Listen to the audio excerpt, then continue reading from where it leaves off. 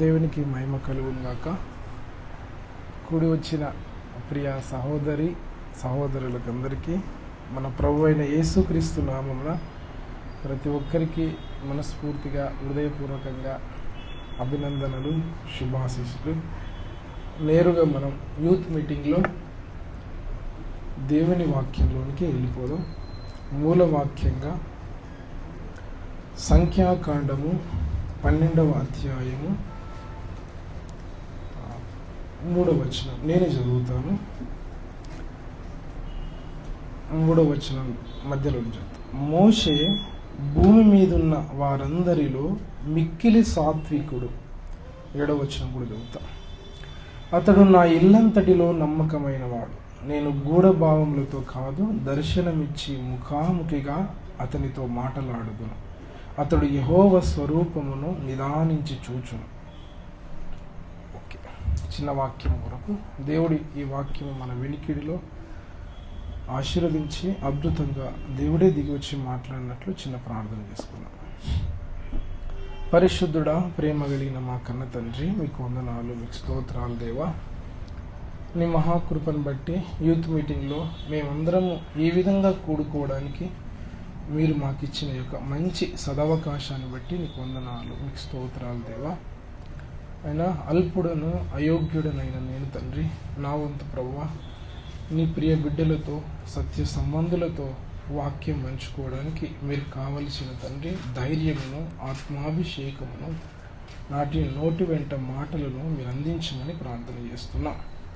అయ్యా, మొదటగా నీ రక్తంతో మమ్మల్ని బాగుగా కడిగి శుద్ధీకరించి నీ శిలువ చాటున మరుగుపరిచి నా నోట్లో నీ మాటలుంచి అయా నీ ప్రియ బిడ్డలందరికీ ఎంతో ఆశీర్వాదకరంగా, మేలుకరంగా మీరే మాట్లాడి మహిమ పొందండి.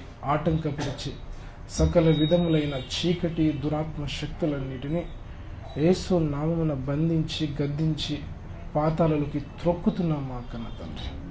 అయా, ప్రతి ఒక్కరికి వినగలే మనసు, అయా గ్రహించే హృదయమును మీరు ఇవ్వండి. నాతోనూ మాట్లాడండి, మా అందరితోనూ మాట్లాడి మాకు నడవలసిన మార్గమును మీరే చూపించి మీరు మహిమ పొందమని యేసు నామమున అడిగి వేడుకుంటున్నాం మా కన్న తండ్రి. ఆమేన్, ఆమేన్, ఆమేన్. హల్లెలూయా. ఇబ్బందిగా ఉందంటే ఇది చేస్తాం. ఓకే, ఇది అందరికీ అత్యంత సుపరిచితమైన లేఖన భాగం. దీని గురించి ఉపోద్ఘాతం కూడా నేను చెప్పాల్సిన అవసరం లేదు, కానీ పరిచయ వాక్కులు తప్పదు, మాట్లాడుకుంటే ముందుకెళ్ళిపోతాం. హల్లెలూయా. ఇక్కడ పౌలు ఏమంటున్నాం, మోషే భక్తుని గురించి దేవుడిస్తున్న అత్యద్భుతమైన ఒక ఉన్నతమైన సాక్ష్యం. ఏమంటున్నాడంటే, మోషే భూమి మీద ఉన్న వారందరిలో మిక్కిలి సాత్వికుడు. హల్లెలూయా. ఎవరిలో సాత్వికుడు? భూమి మీద ఉన్న వారందరిలో మామూలు సాత్వికుడు కాదు, మిక్కిలి సాత్వికుడు. అంటే అంతకంటే సాత్వికమైన వ్యక్తిని ఆ తరములో అప్పట్లో ఎవరిని కనుగొనలేమని అర్థం. హల్లెలూయా. అంటే అంత అద్భుతమైన ఒక శ్రేష్ఠ భక్తుడు, అమూల్యమైన భక్తుడు. ఒక మాటలు చెప్పాలంటే హల్లెలూయా. అంటే ఆ భక్తుడు, ఈ మోషే భక్తుని గురించి మనకు తెలుసు. మోషే భక్తుడు లేకుండా ఇశ్రాయేలీయులు తమ ఐగుప్తు దాస్యం నుంచి విడిపింపబడలేరు. ఒకటి, పంచఖండాలు రాసింది మోషేనే. ఈ పాత నిబంధన భక్తులందరూ ధ్యానించి దేవుని రుచి చూసింది ఈ యొక్క ధర్మశాస్త్రం, పంచఖండముల ద్వారానే. మోషే భక్తుని దేవుడు ఉన్నత శిఖరం మీద నిలబెట్టేశాడు. ఒక మాట కూడా అంటాడు, నా వంటి ప్రవక్త మన సహోదరుల నుంచి ఒకరిని పుట్టిస్తాడని యేసయ్య గురించి ప్రవచనమే చెప్పేశాడు. అంటే ఏంటి? నా వంటి ఒక ప్రవక్త అంటే యేసయ్య గురించి మాట్లాడేటప్పుడు ఆయన అలా మాట్లాడగలిగాడు. అంటే మోషే భక్తుడు ఎంత గొప్పవాడో మనం చెప్పాల్సిన అవసరం లేదు. 2 సార్లు దేవుని ముఖాముఖిగా సీనాయి పర్వతమందు దేవునితో మాట్లాడిన వ్యక్తి. ఒక మనుషుడు స్నేహితుడితో మాట్లాడినట్లు దేవుడు మోషేతో మాట్లాడాడు అని మనకు తెలుసు. అయితే మనం కొన్ని నేర్చుకోవాల్సిన ముఖ్యమైన పాఠాలు నాకు దేవుడు ప్రేరేపించినవి నా మనసులో ఉన్నాయి. అయితే ఈ సందేశాన్ని దాదాపు నేను 1.5 years, దాదాపు 2 years నుంచి నేను ఇది తీసేస్తా, వినిపిస్తుంది, ఒక ట్రై చేస్తా. అయితే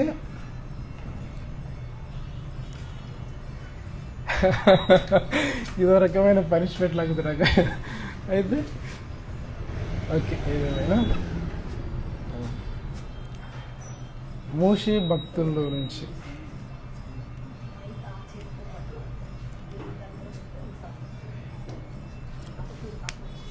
ఒక్కసారి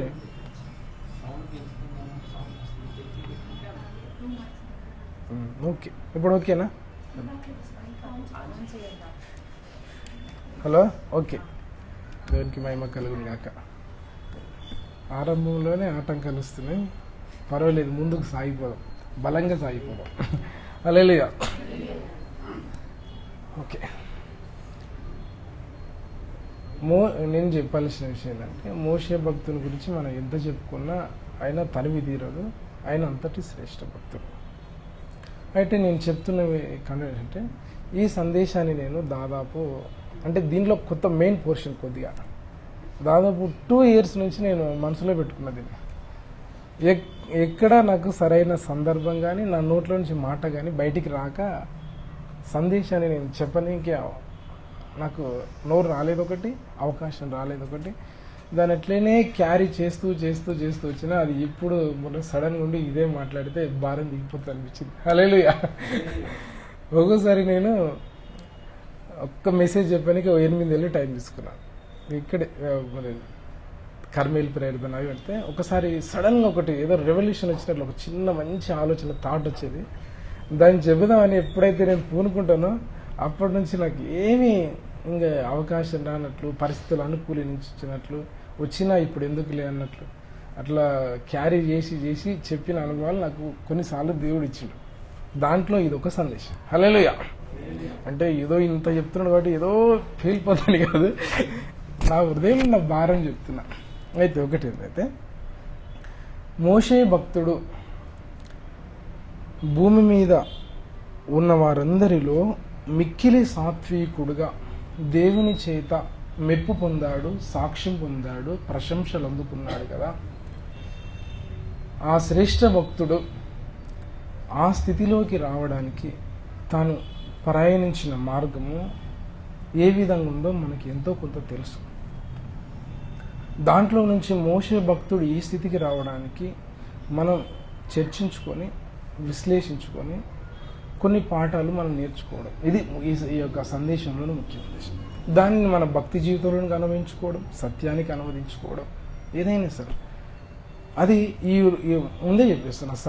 ఈరోజు యొక్క సందేశం యొక్క ఏమంటారు టార్గెట్, గోల్, లక్ష్యాన్ని నేను అంటే మోషే భక్తుల్లో నుంచి మనము నేర్చుకోవలసిన కొన్ని ప్రాముఖ్యమైన ఆధ్యాత్మిక సత్యాలు, లేకపోతే ఆయనలో నుంచి దేవుడు మనకు నేర్పించదలిచిన పాఠాలు మనం నేర్చుకోబోతున్నాం. అయితే నేను మొట్టమొదటిగా సింపుల్గా చెప్తా, ఎందుకంటే ప్రతిదానికి లేఖనం తీసి చెప్తే ఎంత సమయం అయితే మనందరికీ అనుభవమే, అంత సమయాన్ని నేను తీసుకోకుండా సింపుల్గా టూకీగా, వీలైనంత టూకీగా ఆయన చరిత్రని చెప్పుకుంటూ వస్తాను. నేను ఎంఫసైజ్ చేయాల్సిన విషయాల దగ్గర తప్ప మిగతా సమయాన్ని నేను ఎక్కువ తీసుకోను. అయితే టూకీగా ఒక మాటలు ఏంటంటే, మోషే భక్తుడు ఇశ్రాయేలీయులందరూ ఐగుప్తు దాస్యములో ఉన్నప్పుడు మోషే భక్తుడు లేవీయులకు ఏమంటారు పుట్టిండు, జన్మించాడు. అయితే ఆయన బహుసుందరుడై ఉన్నందున 3 నెలలు ఏమంటారు రాజును వాళ్ళకు కంటపడకుండా, ఎందుకంటే అప్పుడు రాజాజ్ఞ ఒకటి ఉంది, మగపిల్లలు పుడితే హతము చేయాలి, లేకపోతే నదిలో పడేయాలి. ఆ యొక్క భయాన్ని బట్టి ఆమె 3 నెలలు భయంతో జాగ్రత్తగా పెంచింది. తర్వాత పెంచలేకపోయింది. తర్వాత వాళ్ళ యొక్క అక్క సహాయంతో సరస్సులో జమ్మి మొత్తం పెట్టి తయారు చేసి వదిలిపెట్టారు. వదిలిపెట్టినప్పుడు ఫరో కుమార్తె స్నానానికి వెళ్ళింది మనకు తెలుసు. స్నానానికి వెళ్ళినప్పుడు ఆ చూసి ఆ కుమారుడు మిక్కిలి సౌందర్యవంతుడై ఉండట చూచి అరే కనికర పడుతుంది, జాలిపడి ఈ పిల్లోని పెంచుకోవాలని ఆశ కలుగుతుంది. అప్పుడే అక్కడే ఉన్న అక్క దగ్గరికి వచ్చి ఈమెను నీ కొరకు పాలిచ్చి పెంచుటకు ఒక దాదిని తీసుకొస్తానని చెప్పి ఆమె డైరెక్ట్గా ఎవరిని తీస్తుందంటే తల్లిని తీసుకొస్తుంది. తల్లిని తీసుకొచ్చిన తర్వాత ఆమెనే ఒక మాట ఏం చెప్తుంటే, నీవు ఈ పిల్లోని పాలిచ్చి నా కొరకు పెంచుము, నేను నీకు జీతం ఇస్తానని చెప్తాను. సొంత కొడుకుకే పాలిచ్చి జీతం తీసుకున్న ఏకైక వ్యక్తి ఆమె చరిత్రకి ఎక్కినట్లు అదే మోషే యొక్క తల్లి. ఆమె వాళ్ళ కొడుకుకు పాలిచ్చి ఆమె జీతం తీసుకున్న మహానుభావురాలు. అంటే దేవుని చిత్తాలు ఉంటే అట్లుంటుంది. ఇక తీసుకున్నది అయితే వాడు పెద్దవాడయ్యేంత వరకు ఆమె యొక్క కనుసన్నల్లోనే, ఆమె యొక్క సంరక్షణలోనే పెరిగాడు. అయితే ఇక్కడ పెరిగినప్పుడు కొన్ని అనివార్యంగా కొన్ని కార్యాలు జరుగుతాయి. అరే తల్లినని చెప్పి ఉంటుంది. దాంతోపాటు మనం ఎవరము, ఎక్కడి నుంచి వచ్చామో చరిత్రమంతా మనం అబ్రహాము, ఇస్సాకు, యాకోబుల దేవుడు మన దేవుడు. మనకు దేవుడు కనాను దేశాన్ని వాగ్దానం చేశాడు, అది ఇస్తానని అబ్రహాము ఇస్సాకులకు చెప్పాడు. కానీ మనం ఇక్కడ ఈ దాసత్వంలో ఇక్కడ మగ్గిపోయినాం. మనం ఎప్పటికైనా ఇక్కడ ఉండవలసిన వాళ్ళం కాదు. మనకు దేవుడు ఒక దేశమును, స్వతంత్ర దేశమును మనకి ఇచ్చాడు. మన దేవుడు యెహోవా దేవుడు. యెహోవా దేవుని యొక్క నియమాలు, నిబంధనలు, ఆయన నీతి అన్నీ ఆమె ఉగ్గు పాలతో ఏమంత రంగరించి ఫుడ్ పెడుతూనే ఈ మాటలు కూడా పెట్టింది. హల్లెలూయా. మంచి చక్కగా మనోడు అలా పెరిగాడు. ఇలా పెరిగాడని ఎట్లా చెప్పగలుగుతున్నామంటే డైరెక్ట్ ఏంటంటే ఆయన పెద్దవాడైనప్పుడు, అంటే దాదాపు 40 సంవత్సరాల వయసు ఈడు గలవాడప్పుడు ఆయన ఒక మాట అనుకుంటాడు. ఏంటంటే ఆ మాట ఏంటంటే డైరెక్ట్ ఇక్కడ దొరుకుతుంది. అంటే ఇక్కడేమని రాసుకొని ఉంటుందంటే నిర్గమకాండంలో ఒక మాట ఉంటుంది. అది ఒకసారి మీకు చూపిస్తాను. నిర్గమకాండంలో 2:11 ఆ దినములలో మోషే పెద్దవాడై తన జనుల యొద్దకు పోయి వారి భారములను చూచెను. అప్పుడు అతడు అది ఉండదు. ఎప్పుడంట పెద్దవాడైనప్పుడు తన జనముల యొద్దకు పోయిండు. అదొకటినా. ఎబ్రీలు మనకు బాగా తెలిసిన వాక్యం, చాలా ఉన్నాయి చెప్పుకుంటే. అయితే మనం క్లుప్తంగా ముందుకు సాగాలి కాబట్టి ఎబ్రీలు రాసిన పత్రిక 11వ అధ్యాయము. నేను ఈరోజు కొద్దిగా సమయాన్ని ఎక్కువ తీసుకుంటానేమో తెలియదు, ఎందుకంటే ఎంత క్లుప్తంగా ముగిద్దామన్నా సమయం తీసుకోవచ్చు. ఎంతమ్మా వచ్చినము 24. మోషే పెద్దవాడైనప్పుడు విశ్వాసమును బట్టి ఐగుప్తు ధనము కంటే క్రీస్తు విషయమైన నింద గొప్ప భాగ్యమని ఎంచుకొని అల్పకాలము పాప భోగము అనుభవించుట కంటే దేవుని ప్రజలతో శ్రమ అనుభవించుటయే మేలని యోచించి ఫరో కుమార్తె యొక్క కుమారుడనని అనిపించుకొనుటకు ఒప్పుకొనలేదు. ఏలయనగా అతడు ప్రతిఫలముగా కలగబో బహుమానమందు దృష్టి ఉంచెను. హల్లెలూయా. ఇదంతా ఊహించుకొని ఆయన బయటకు వచ్చాడు. మళ్ళీసారి చూసుకుంటే మీరేమన్నా విశ్వాసమును బట్టి ఐగుప్తు ధనము కంటే క్రీస్తు విషయమైన నింద గొప్ప భాగ్యం అని ఎంచుకొని అల్పకాలము పాపభోగము అనుభవించుట కంటే దేవుని ప్రజలతో శ్రమ అనుభవించుట మేలని యోచించి ఫరో కుమార్తె యొక్క కుమారుడని అనిపించుకుంటూ ఒప్పుకొనలేదు. ఎలా అనగా అతడు ప్రతిఫలముగా కలుగు బహుమానం దృష్టించాడు.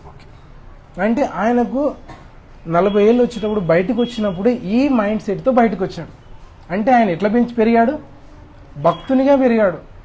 యెహోవా దేవుని మీద విశ్వాసంతో పెరిగాడు. క్రీస్తు విషయమైన నింద గొప్ప భాగ్యమని ఎంచుకున్నాడు. అరే నేను ఫరో యొక్క కుమారుడని ఆయన అనిపించుకున్నట్టుకు ఇష్టపడలేదు. రాజు తర్వాత ఈయననే రాజు, ఫ్యూచర్లో ఈయననే ఫరో అయిపోతాడు ఐగుప్తు దేశానికి. కానీ ఆయనకు ఆ హోదా కంటే ఈ పాప భోగం అనుభవించడానికంటే ఏమంటారు క్రీస్తు విషయమైన ప్రజల విషయంలో వాళ్ళతో శ్రమ అనుభవించడమే మేలనుకున్నాడు. పౌలు భక్తునికి అంత మెచ్యూరిటీ, దైవభక్తి ఎప్పుడు వచ్చిందంటే ముందు నుంచి ఆయన పెరిగాడు కాబట్టి అలా అనుకొని బయటకు వచ్చాడు. ఆయన ఏదో మామూలుగా బయటికి రాలేదు. హెబ్రీలకు రాసిన పత్రికను మనం బట్టి చూస్తే ఆయన అంత మాత్రమే అనుకోలేదు. అయితే దానికన్నా ముందు ఒకటి అయితే బయటకు వచ్చాడు. మళ్ళీ అది కూడా నేను స్టోరీ లాగానే చెప్తాను. బయటకు వచ్చినప్పుడు ఒక హెబ్రీని ఒక ఐగుప్తుడు అన్యాయంగా కొడుతుంటే చూసి ఏం చేశాడు, అటు ఇటు చూశాడు, ఎవరు లేరు, ఒక్కటి దెబ్బకు వాడిని చంపేసి ఇసుకలో వాడిని మొత్తం పూడ్చిపెట్టేశాడు, పాత పెట్టేశాడు. ఎందుకు పాత పెట్టాడంటే అది కూడా మనకు అపోస్తుల కార్యాలలో రాసుకోగలుగుతుంది. ఇదంతా నేను సాగిపోవడానికి ఆగిపోకుండా కొన్ని మాటలు చెప్తున్నా తప్ప ఇది అసలు సందేశం అని ఎవరు అనుకోదు.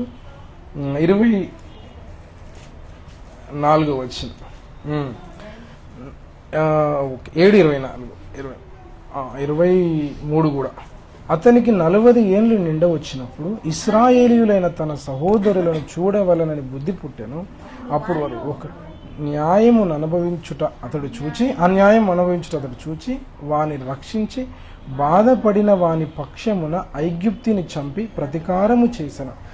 కింద వచ్చిన చెప్తాడు, తన ద్వారా తన సహోదరులకు దేవుడు రక్షణ దయచేయుచున్న సంగతి వారు గ్రహింతురని అతడు తలంచెను గాని వారు గ్రహింపరైరి. హల్లెలూయా. ఇది నేను చెప్పాను. ఏమనుకున్నాడంట, ఆయన చంపేసి వీళ్ళందరిలో నా మీద ఒక అభిప్రాయం పుడుతుంది అనుకున్నాడంట. ఏమనుకున్నాడు? అది 25లో ఏమన్నాడు, తన ద్వారా తన సహోదరులకు దేవుడు రక్షణ దయచేయుచున్న సంగతి వారు గ్రహింతురని అతడు తలంచెను గాని వారు. తన ద్వారా వీళ్ళందరికీ ఇశ్రాయేలీయులకు రక్షణ వస్తుంది, విమోచన వస్తుందని గ్రహిస్తారని వీళ్ళ పక్షంగా బలమైన స్టాండ్ తీసుకున్నాడు. హల్లెలూయా. యాక్చువల్గా ఆయన అంత లగ్జరీగా హాయిగా బ్రతికినోడే ఈ బలమైన స్టెప్ తీసుకోవడమే ఒక పెద్ద రిస్క్ పాయింట్. ఎంత రిస్క్ అంటే అది మామూలు రిస్క్. మనం అందరం అయ్యగారు చెప్తాడు కదా, కాలములో వెనక్కి ప్రవేశించి మోసే ప్లేస్లో మనం ఉంటే అర్థమైపోతుంది. నువ్వు మహారాజు స్థానంలో ఉండి వెట్టి చాకిరి పని వాళ్ళ తరపున నువ్వు పోరాడాలి, వాళ్ళతో కలిసి ఉండాలంటే ఎదురు దాడులు, ప్రతిఘటనలు సంభవించే ఏమంటారు ప్రతికూల వాతావరణం మనం బేరీజు వేయలేం, ఊహించలేం, తట్టుకోలేం. అలాంటిది విశ్వాసమును బట్టి ఆయన దేవుని మీద నమ్మకాన్ని బట్టి ఆయన బయటికి వచ్చి ఇంకా నేను ఆయనకు దేవుడు ముందే లోపల ఒక సెన్సేషన్ ఉండిపోయింది. నేనే వీళ్ళకు నా ద్వారానే దేవుడు ఇశ్రాయేలీయులకు విముక్తి కలిగిస్తాడు, నా ద్వారానే దేవుడు ఇశ్రాయేలీయుల నుండి విడిపిస్తాడు అని ఆయన కృతనిశ్చయము, ధీమా అన్నీ ఉన్నాయి. ఉండి ఊడికనే లేడు, ఉండి వచ్చాడు, ఒకరిని కొట్టి చంపేశాడు ఒక గుంతో. అయితే ఇంకొక విషయం, ఆయన అంతా చేశాడు కదా, అట్లా చేస్తే వీళ్ళు గ్రహింపలేదు. దానికి తోడు వాళ్ళు ఏం చేశారంటే మళ్ళీ ఇద్దరు సహోదరులు కొట్లాడుకుంటుంటే మళ్ళీ వెళ్ళి మధ్యలో మీరు సహోదరులు మీరు అన్యాయంగా ఎందుకు కొట్లాడుకుంటుంటారా బాబు అంటే, నేను మా మీద అధికారిని గాను తీర్పరిగాను నియమించిన వాడేవాడు, మొన్న ఐగుప్తిని చంపినట్లు మమ్మను చంపాలనుకుంటున్నావా అంటాడు. అంటాడు. అప్పుడు మనోడరే ఈ సంగతి బయలుపడని అనుకొని అప్పుడు బయలుదేరి ఐగుప్తుని విడిచిపోతాడు. అయితే ఇక్కడ ఒక చిన్న విషయం, నేను దీన్ని ఇది చెప్పాలి కదా అని కొద్దిగా మనసు విడి చదువుతుంటే ఈడేముంటుందంటే నిర్గమకాండంలో ఇక్కడ మనం ఎబ్రీలకే చదువుదాము. ఎబ్రీలకు సేమ్ మీకు చిట్టుకున్న దొరుకుతుంది కాబట్టి చదవచ్చు. 23 మోషే పుట్టినప్పుడు చూచి విశ్వాసమును బట్టి రాజాజ్ఞకి భయపడక 3 మాసములు అతన్ని దాచిపెట్టిరి. తర్వాత 27 విశ్వాసమును బట్టి అతడు అదృశ్యుడైన వానిని చూచుచున్నట్టు స్థిరబుద్ధి గలవాడై రాజాగ్రహమును భయపడక ఐగుప్తును విడిచిపోయాను. హల్లెలూయా. విశ్వాసమును బట్టి అతడు అదృశ్యుడైన వానిని చూచుచున్నట్టు స్థిరబుద్ధి గలవాడై రాజాగ్రహమునకు భయపడక విడిచిపోయాడు కదా. ఇక్కడ చూడు, మీకు కొద్దిగా అనిపిస్తుంది. మళ్ళీ నిర్గమకాండం చూడండి, ఈయన ఒక చోట తిప్పుతాను, వీళ్ళని ఎక్కువ ఇబ్బంది పెట్టాను. ఇలా ఏదో బైబిల్ స్టైల్ లాగా చేసేటట్టున్నాం అనుకుంటున్నాను. 2వ అధ్యాయము 10. అందుకు మోషే నిశ్చయముగా ఈ సంగతి బయలుపడెననుకొని భయపడేను. ఇదేంది, ఇక్కడ భయపడేననుంది, ఇక్కడే ఉంది అదృశ్యుడమైన వారిని చూచుచున్నట్టు స్థిరబుద్ధి గలవాడై ఐగుప్తును విడిచిపోయాననుంది. ఏంది మరి అంటే ఇక్కడ ఒక చిన్న క్లాస్ ఏం లేదు. అయితే వాడిని చెయ్యాలనుకున్న పని ఈ విషయం ఎప్పుడైతే ఐగుప్తిని నేను చంపినన్న విషయము బయటపడేదని ఆ విషయమే ఆయన కలత చెందిండు, భయపడ్డాడు. కానీ భయపడే ఆయన ఆ దేశం నుంచి పారిపోలేదు. నాకు అర్థమైనంత వరకు చెప్తాను, ఎందుకంటే లేఖనం చెప్తుంది కాబట్టి. ఇంకా ఇక్కడికి వస్తాం మనం. ఎప్పుడు మళ్ళీ అపోస్తల కార్యం 7వ అధ్యాయంలో కూడా మనం చదువుకుంటాం, ఆయన ఇంకా ఉంటుంది. ఆయన భయపడి పారిపోయాడు. ఇక్కడ క్లియర్ రాసుకో, ఆ సంగతి బయలుపడని అనుకొని భయపడను. ఏ సంగతి? ఐగుప్తుని చంపిన విషయం. అరే ఇప్పుడు అక్కడే ఉంటే ఈయనకు వీళ్ళకి కావలసిన వీళ్ళకి రక్షణను కానీ ఈయన ద్వారా కలగదు, వీళ్ళకి సపోర్టివ్గా నిలబడలేడు, ఈయనను హతం చేయాలని వీళ్ళు ఇదే ప్లాన్. ఈయననేం వేరే ఒక వ్యూహము ఒక స్కెచ్ మీద వచ్చింటాడు. ఆయన మహారాజు దర్బారులో పెరిగిన వ్యక్తికి ఆయనకు వ్యూహాలు వ్యూహరచన అన్నీ తెలిసి ఉండొచ్చు. కానీ ఆయన ఏమనుకొని అంటే దీన్ని చదివితే ఏమంటే ఆయన రాజాగ్రమునకు భయపడక స్థిరబుద్ధి గలవాడే ఐగుప్తుని విడిచిపోయానంటే అర్థం ఏంటంటే మళ్ళీ నేను వస్తా, నేను మళ్ళీ వచ్చి దేవుడు నా ద్వారానే మళ్ళీ ఇశ్రాయేలీయులకు విమోచన కలిగిస్తాడు. అందుకని ఆయన స్థిరబుద్ధి గలవాడే ఇక్కడ ఉండడం మంచిది కాదు, ఇప్పుడు వెళ్ళిపోదాము, తర్వాత సమయం చూసుకొని అదును చూసి వద్దామని ఆ ధైర్యముతో స్థిరబుద్ధి గలవాడై ఆయన వెళ్ళిపోయాడు. అంటే ఇంత క్లియర్గా మళ్ళీ భక్తుడు చెప్పాల్సిన అవసరము లేదన్నట్లు. అదృశ్యుడైన వాణిని చూచుచున్నాడు స్థిరబుద్ధి గలవాడే రాజాగ్రహమునకు భయపడక. ఇక్కడ రాజాగ్రహమునకు భయపడ్డట్లుంది, అంటే ఈ విషయం బయలుపడని అనుకో. ఆయన వెళ్ళిపోయాడు. ఓకే, వెళ్ళిపోయేటప్పుడు ఇంకొక చిన్న లక్షణం చూస్తే, మోషే భక్తుడు వెళ్ళిపోయిన తర్వాత ఆయన 40 ఏళ్ళ వయసు ఉన్నప్పుడు ఆయన వెళ్ళిపోయాడు. 40 ఏళ్ళని ఎట్లా చెప్తున్నావు అంటే మనకు సింపుల్గా అపోస్తల కార్యం 7వ అధ్యాయంలో ఉంటుంది. మనకు స్టెఫెను భక్తుడు మామూలు భక్తుడు కాదు, మంచి మర్మాలన్నీ వదిలిపెట్టిపోయాడు. 23 అతనికి 40 ఏళ్ళు నిండ వచ్చినప్పుడు ఇశ్రాయేలీయులైన తన సహోదరులను చూడవలన బుద్ధి పుట్టింది. ఎన్నేళ్ళట? 40 ఏళ్ళు ఉన్నప్పుడు ఆయన అప్పుడు వెళ్ళిపోయాడు. అయితే ఇంక 30 వచ్చి ఓకే, అది 40 ఏళ్ళు ఉన్నాయి. అప్పుడు ఆయన ఐగుప్తు దేశాన్ని విడిచి వెళ్ళిపోయాడు. అయితే వెళ్ళిపోయినప్పుడు ఇప్పుడు నేను ఒక చిన్న పాట అనుకో, ఆయన వెళ్ళిపోయినప్పుడు ఆయన సాధారణ మనిషి కాదు. హల్లెలూయా. పైన ఉంటుంది చూడు, ఆయన ఏం చెప్తారంట 22వ వచనం, మోషే ఐగుప్తీయుల సకల విద్యలను అభ్యసించి మాటల యందును కార్యముల యందును ప్రవీణుడై ఉండెను. హల్లెలూయా. ఐగుప్తీయుల సకల విద్యలను అభ్యసించాడు. అరే ఏమున్నాయి ఇంకా విద్యలు, ఇంకేం లేవు, అయిపోయినాయి. ఒక మాటలో చెప్పాలంటే ఇంక ఏమీ లేవు, అన్ని విద్యలన్నీ మంచిగా సంపూర్ణంగా అభ్యసించిన వాడు. ఇంకోటి ఏముంది? మాటల యందును కార్యముల యందును ప్రవీణుడై ఉండెను. ప్రవీణుడు అంటే ఇంకా పర్ఫెక్ట్ అన్నట్లు. ఆయన మాట్లాడిన పనులు చేసినా పర్ఫెక్ట్గా ఉంటాడు, లోపము లేకుండా చేసేంత స్థితికి వెళ్ళిపోయాడు. ప్రవీణుడు. ఆయన మాట్లాడితే ఇంకా తిరుగుండదు, ఆయన ఏమైనా పని చేస్తే ఇంకంతే. ఒక పనిలో ఒక నిపుణత గలవాడిని చూచితిగా అట్టివాడు మనుషుల రాజుల ఎదుట నిలిచినంట. ఆయన మాటల యందు కానీ కార్యాలందు కానీ ప్రవీణత గలవాడు. అయితే ఇలాంటి భక్తుడు, ఇలాంటి వ్యక్తి మోషే భక్తుడు అరణ్యంలోనికి వెళ్తాడు. వెళ్ళి ఎందుకు వెళ్తాడు? ఇక్కడ ఉంటే బాగుండదని వెళ్ళిపోయి ఆ మిద్యాను దేశంలో ఏమంటారు ఇత్రో అని వాళ్ళ ఒక ఆయనను యాజకుని పరిచయం అవుతాడు. ఇంకా ఆ స్టోరీ ఎంతో చెప్పుకుంటే మనకు లాంగ్ లెంత్ అవుతుంది, మనకు తెలుసు. పెళ్లి చేసుకుంటాడు. 40 సంవత్సరాలు వాళ్ళ మామ యొక్క మందను మేపుతూ ఉంటాడు. మేపి దాదాపు ఎన్ని సంవత్సరాలు అంటే 40 సంవత్సరాలు గడిచిపెట్టాడు. ఈయన వెళ్ళేటప్పుడు ఏమో చాలా స్థిరబుద్ధి గలవాడే, అదృశ్యుడైన వాడిని చూచుచున్నట్టు స్థిరబుద్ధి గలవాడే రాజాజ్ఞకు భయపడక వెళ్ళిపోయాడు. 40 ఏళ్ళు గడిచిన తర్వాత మొత్తం ఉల్టా పల్టా అయింది తరమారు. అంతా ఆయన రివర్స్ అయిపోయింది.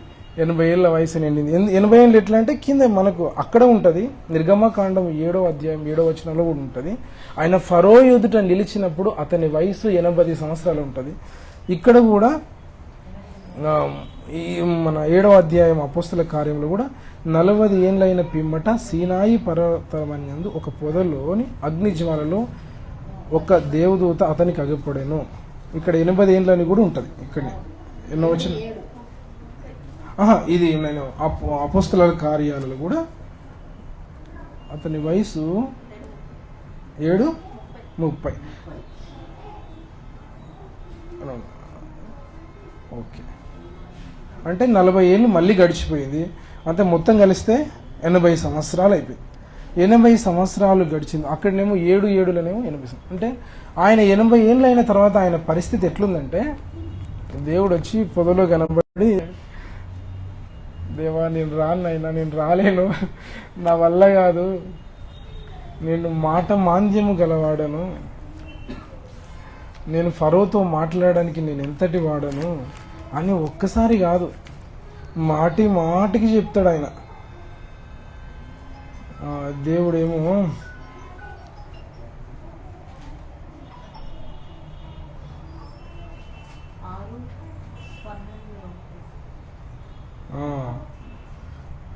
ఆరు 12 దొరికిందా ఇక్కడ ఉంటుంది. 3:13 కూడా మాట ఉంటుంది. నేను ఇశ్రాయేలు మీదకి వెళ్ళి వారిని చూచి మీ పితరుల దేవుడు. ఓకే, ఇంకొకటి పైన ఇక్కడనే ఉంటుంది.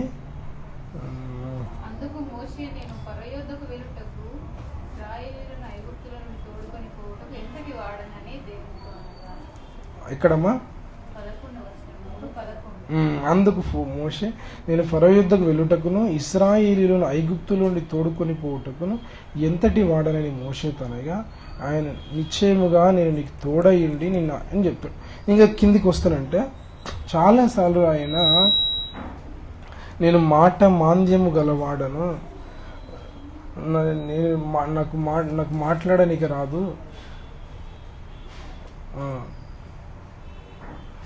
కింద ఈడ 4:10 మోషే ప్రభువా ఇంతకు మునుపైనను నీ దాసునితో మాటలాడనప్పటి నుండి అయినను నేను మాట నేర్పరిని కాను, నోటి మాంద్యము నాలుక మాంద్యము గలవాడనని యెహోవాతో చెప్పగా, యెహోవా అది ఇంకొకటి ఇక్కడ మళ్ళీ ఒకసారి దేవుడుండి ఇక్కడ 4వ అధ్యాయం స్టార్టింగ్లో మీరు అంతా చదివితే దేవుడు చాలా ధైర్యం చెప్తాడు. నీ కర్రబడి అది పాము అవుతుంది, ఏదో నీ చెయ్యి ఇక్కడ రొమ్ము దగ్గర పెట్టుకో, అది మళ్ళీ కుష్ఠవ్యాధి ఇట్లా వచ్చినప్పుడు మళ్ళీ ఇవన్నీ సూచక్రియలు చేసి నమ్మటట్లు దేవుడు ఎంత ధైర్యం చెప్పినా ఆయన వినడు. స్టార్టింగ్ నుంచి ఇదే మాట 3-4 సార్లు మాట్లాడతాడు మనం లెక్క పెట్టుకుంటే. లాస్ట్కి ఈడ 13వ వచనం, అయ్యో ప్రభువా నువ్వు పంప తలంచిన వాని చేత పంపుమనగా ఆయన మోషే మీద కోపపడి ఇంతటి దుస్థితి వచ్చింది. ఆయన మీద ఆయనకి ఏమాత్రము నమ్మకం లేదు. నేను కాదు, ఆయన డిసైడ్ అయిపోయింది తెలుసా. 40 సంవత్సరాల్లో ఆయన మగ్గి ఇశ్రాయేలును దేవుడు విడిపిస్తాడు, కానీ నా ద్వారా కాకపోవచ్చు.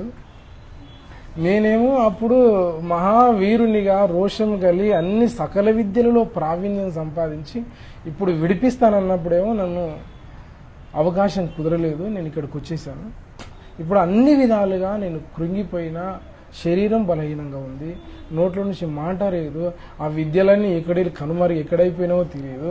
ఇలాంటి స్థితిలో దేవుడు వచ్చి ఎంత బలపరిచినా, ఎంత ధైర్యం చెప్పినా ఆయనకు ధైర్యం రావట్లేదు, బలం రావట్లేదు. ఆ లాస్ట్గా అయ్యో ప్రభు అంటే ఇంక ఏగలేక, నువ్వు ఎవరినన్నా చూసుకో, నువ్వు ఎవరిని పంపాలనుకున్నావు వాడినే పంపంటే నన్ను కాదనుకుంటున్నాడు ఆయన అన్నమాట. అంటే ఆయన 0 లెవెల్కి వచ్చేసాడు. ఇంకా దేవుడు నన్ను వాడుకోలేడు, ఇంకా నా వల్ల కాదు అంటే. ఇలాంటి స్థితి ఎందుకు వచ్చింది అంటే, ఒకటేంటంటే ఆయన ఏంటంటే నేను అనుకుంటాను, మొట్టమొదటిగా ఆయననేమో మాటల యందు నేర్పరైన వాడు, కార్యముల యందు నేర్పరైన వాడు. మళ్ళీ 40 సంవత్సరాల తర్వాత వీళ్ళు ఎందుకు మారిపోయిందంటే, ఆయన ఏమన్నా రాజుల గృహాలు ఉంటున్నాడా? పోయి గొర్రెలు కాసుకుంటా అవిగా మందనగా మేపుకుంటుంటే ఆ ఏం భాష వస్తుంది? ఇంకా తురే అనుకుంటుంటే ఆయనకి అదే 40 సంవత్సరాల తరబడి అదే అలవాటు అయ్యి అట్లే ఒక ఏమంటారు, ఒక శాస్త్రాల గురించి మాట్లాడేవాళ్ళు కానీ, ఒక మేధావులతో మాట్లాడేవాళ్ళు ఎవరు లేరు. ఎప్పుడు చూసినా గొర్రెలే కనిపిస్తున్నాయి, వాళ్ళ మామ కనిపిస్తున్నాడు, భార్య కనిపిస్తుంది. ఇదే ఆయన ప్రపంచం అయింది. ఆయన 40 సంవత్సరాలు ఆయనలో ఉన్న సకల విద్యలన్నీ మొత్తం నిర్వీర్యం అయిపోయి లాస్ట్కు మాట కూడా నోరు తిరిగిన స్టేజ్ వచ్చేసింది. ఆయన సహజంగా అట్లాంటి వ్యక్తి కాదు, సహజంగా అలా అయితే కాదు. కానీ ఇప్పుడున్న సిచ్యువేషన్ అట్లయింది. అప్పుడు దేవుడు ఏమంటాడు, ఇంక మాటి మాటికి వెంబడబడి నువ్వు కావాలి మోషే, నీ ద్వారా నేను ఇశ్రాయేలులను విడిపిస్తా. ఇశ్రాయేలీలేమో ఆడ మొర పెట్టిండ్రు, ఆ మొర నేను మూలుగులు విన్నా, నువ్వు రావాలి మోషే అంటే ఇయ్యాను, అయ్యో దేవుడా నేను రాలేను, నా వల్ల కాదు అని ఎంత బతిమాలినా వినడు. ఇప్పటి నుంచి మళ్ళీ నేను టైం తీసుకుంటుంది కాబట్టి మళ్ళీ స్టోర్లకు వెళ్తాను. అంటే ఇక్కడ చిన్న విషయం ఏంటంటే నేను చెప్పాల్సింది ఏంటంటే, మనకి అర్థమైపోయింది చెప్పిన మనం. ఒకటి ఏంటంటే, దేవుడు ఒక వ్యక్తిని వాడుకోవాలనుకుంటున్నప్పుడు మనము అరే నాకు ఏమంటారు అన్ని అర్హతలు సంపూర్ణంగా ఉన్నాయి, ఇంకా నాకు తిరుగులేదు, నాకు బైబుల్ బాగా ఏమంటారు ఆవాసన పట్టిన అవపోసన పట్టాను, మంచిగా ఏమంటారు మన ప్రవక్త ఆత్మీయ తండ్రి గారి గ్రంథాలన్నిటి నేను ఆకలింపు చేసుకున్నాను, ఇంకా నేను అన్ని విధాలుగా ఎవడన్నా మాట్లాడితే నేను ప్రతిఘటించి ఎదిరించి ఒక్కడడితే 4 లేఖనాలు తీసి మాట్లాడగలను, నాకు వాగ్దాటు ఉంది, వాక్ పటిమ ఉంది, ఇంకా నాకు ఏమీ లేదు, దేవా నేను నీ పని చేస్తా అనుకుంటే మోషే భక్తుల నుంచి మనం నేర్చుకుంటే అట్లాంటప్పుడు దేవుడు వాడుకునే అవకాశం లేదు. హల్లెలూయా. అరే నేను అన్ని అర్హతలు ఉన్నాయి, ఇంకా నాకేం తక్కువ, నాకేం వాడుకోదేవా, వాడుకో, నేను వస్తున్నా చూడంటే అవసరం లేదు రానిమంటాడు దేవుడు. నేను వస్తున్నా అంటే నాకు అవసరం లేదు బాబు, ఇప్పుడుగా నీవు విద్యలన్నీ నేర్చుకున్నావు కానీ నీ మానసిక స్థితి ఇంకా నాకు పరిపూర్ణంగా లేదనుకుంటాడు దేవుడు. హల్లెలూయా. మనమేం చేస్తామంటే ఒక వ్యక్తిని పైరూపాన్ని చూస్తాం, కానీ దేవుడు అంతరంగిక నేను చెక్కుతున్నదాన్ని పట్టించుకుంటాడు. హల్లెలూయా. ఇంకా మోషే ఇంకా నేను వస్తా అంటే అది ఇప్పుడేం వద్దంటే వింటలేడు. దేవుడు ఒక మాట ఏంటంటే, దీన్ని బట్టి ఏంటంటే దేవుడు ఎవరన్నా ఎన్నుకుంటే సెలెక్ట్ చేసుకుంటే వాడిని వదిలిపెట్టాడు. ఇది గుర్తుపెట్టుకోండి. హల్లెలూయా. నీవు మట్టికి మన్నైపోతున్నా సరే లేపి వాడుకుంటాడు. హల్లెలూయా. దేవుడు నీకు బలాన్ని ఇస్తాడు. ఎవరైనా సరే, నేను చాలాసార్లు మన యువకులు ఏదో ఒక్క విషయమే నేను ఎక్కువసేపు చెప్పాను, ఇంకా 4-5 విషయాలు చెప్పాలనుకుంటున్నాను. ఎందుకంటే ఒక్కొక్కసారి అరే మనం వాక్యంలో ఎదుగుతున్నాం, అన్నిట్లో వెతుకుతున్నాం, ఇంకా కమాన్ ఇంకా చూసుకుందాం అన్నప్పుడు మనకు అవకాశం రావు, పరిస్థితులు అనుకూలించవు, ఏం అనుకూలించవు. తర్వాత రాను రాను రాను నిర్వీర్యమైపోయి ఆసక్తి చప్పజల్లరినప్పుడు లేవురా నువ్వు కావాలంటాడు దేవుడు. హల్లెలూయా. అప్పుడు దేవుడు మనల్ని అడుగు, నువ్వు ఒకవేళ దేవుని ప్రణాళికలు ఉంటే, దేవుని పని నీ ద్వారా చేయాల్సి వస్తే, అయ్యో నేను ఇన్ని రోజులు ఇట్లా నా బ్రతికింత అయిపోయింది కదా, దేవుడు నన్ను వదిలిపెట్టేసేళ్ళే, నా ద్వారా చేయించుకోడులే అని ఎప్పుడు ఆశలు వదులుకోవడానికి వీల్లేదు. ఒకవేళ నువ్వు దేవుని ప్రణాళికలో ఉంటే నీ కళలు ఎన్నున్నా సరే అవన్నీ అయిపోయినాయి, నాకు ఒకప్పుడు అంత బలం లేదు, తెలివి లేదు, జ్ఞానం లేదు, అన్ని జీరోకి వచ్చేసినాయి అంటే జీరో పక్కన ఎన్ని జీరోలు ఉన్నా కానీ దాని పక్కన ఏ వచ్చినాయి ఒకటిగా నిలబడతాడు. హల్లెలూయా. అప్పుడు నీవు అప్పుడే మొదలవుతుంది. 80 సంవత్సరాలు వచ్చి ఆయన వయసులో ఉన్నప్పుడు వాడుకోకుండా ముసలిగా అయ్యేటప్పుడు దేవుడు ఎమ్మడబడి లాస్ట్కు కోపం వస్తుంది దేవునికి. అరే దేవుని చిరాకు తెప్పించినట్టే ఈయన మామూలు వ్యక్తి కాదు. దేవుణ్ణి మనమేమో ఎప్పుడు మాట్లాడతాడు అబ్బా దేవుడు, ఒక చిన్న ఏదైనా ఇండైరెక్ట్గా అంటే ఉరుకుదాం అనుకుంటాం, కానీ ఈయన నుంచి బతిమాలితే కూడా సూచక్రియలు చేస్తే కూడా వింటలేడు దేవుడు. అంటే దేవుని టైం కొరకు, సమయాన్ని కొరకు ఎవరైనా ఎదురు చూడాలి.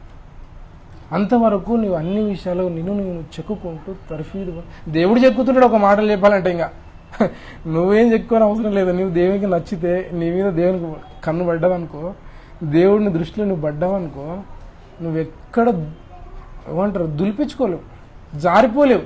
నువ్వు గిలగిల కొట్టుకున్నా సరే గట్టిగా పట్టుకుంటాడు. నువ్వు నాకు కావాలరా, ఐ లవ్ యూ అంటాడు. అరే నేను పనికి మళ్ళీ దేవా నా పరిస్థితి ఎట్లా అంటే, నీ పనికి మళ్ళీ నాకెందుకురా, నేను నీకు తోడై ఉంటా, నేను ఏం మాట్లాడినా నీ నోటికి మాటలు అందిస్తాను దేవుడు పూనుకుంటాడు.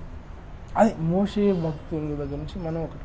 మళ్ళీ ఇన్ని సంవత్సరాలు 40 ఏళ్ళు ఏం చేసినావు ఆయనాడంటే కొట్టుకుంటున్నాడు. దేవుడు అన్ని మెత్తగా చేసిండు ఒక మాటలు చెప్పాలంటే. హల్లెలూయా. అదో రకమే మనము కొన్ని దేవుని శిక్ష అనుభవిస్తున్నాము, దేవుడు మనకు దూరం అయ్యాడు, నా బ్రతకంత ఇట్లా అయిపోయింది, నాకు ఆశలు లేవు అనుకుంటా చూడు, దేవుడు ఇండైరెక్ట్గా నీలో నుంచి వేరే ఊలి పెట్టి చెప్తుంటాడు. నీకు అర్థం కాదు. నువ్వు ఒక షేప్లోనికి, ఒక రూపంలోనికి చెప్తుంటాడు. నీ బలమంతా తగ్గిపోయినప్పుడు, ఉడిగిపోయినప్పుడు దేవుడు తన బలాన్ని, తన శక్తిని జోడించి నీ సామర్థ్యం మీద కాదు, సంపూర్ణంగా దేవుని సామర్థ్యం మీద అంతే కదా. అది మోషే భక్తుల నుంచి మనం ఇంకొకటి ఏంటంటే చాలా విషయాలు మనం చెప్పుకోవచ్చు. మోషే భక్తుడు ఐగుప్తు రానే ఇంకా తప్పదన్నట్లు ఇంక ఎట్లనో అలాక వచ్చేస్తాడు. వచ్చేసి అప్పటి కూడా మళ్ళొకసారి ఏం చేస్తాడంటే, ఈయన వచ్చినాక ఫరోకు అంటారు ఆజ్ఞాపించినాక ఈ ఇశ్రాయేలీలను ఐగుప్తులో నుంచి మేము మా యెహోవాకు ఏమంటారు బలిని అర్పించడానికి, పండుగ ఆచరించడానికి మేము 3 దినాల ప్రయాణం అంత దూరం తీసుకెళ్తాం, అన్నీ నువ్వు వీళ్ళని విడిపించాలని చాలాసార్లు చెప్తే వాడి కోపం వచ్చి వాడు ఇంకా ఎక్కువ కఠినంగా శిక్షిస్తాడు. అప్పుడు ఇశ్రాయేలీలు వీళ్ళను నమ్మకపోతే మళ్ళా దేవుడు ఈయనకు మోషేకు బాధ అనిపిస్తుంది.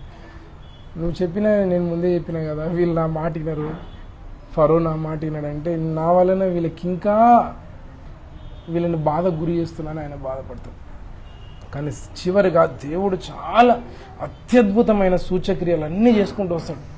నీళ్లు రక్తంగా మారుతాడు, కప్పలు వస్తాయి, మిడతలు వస్తాయి, మొత్తం చీకటి కమ్మ చేస్తాడు. అత్యద్భుతమైన సూచక్రియలు లిస్టు చెప్పుకుంటే చాలా ఉంది.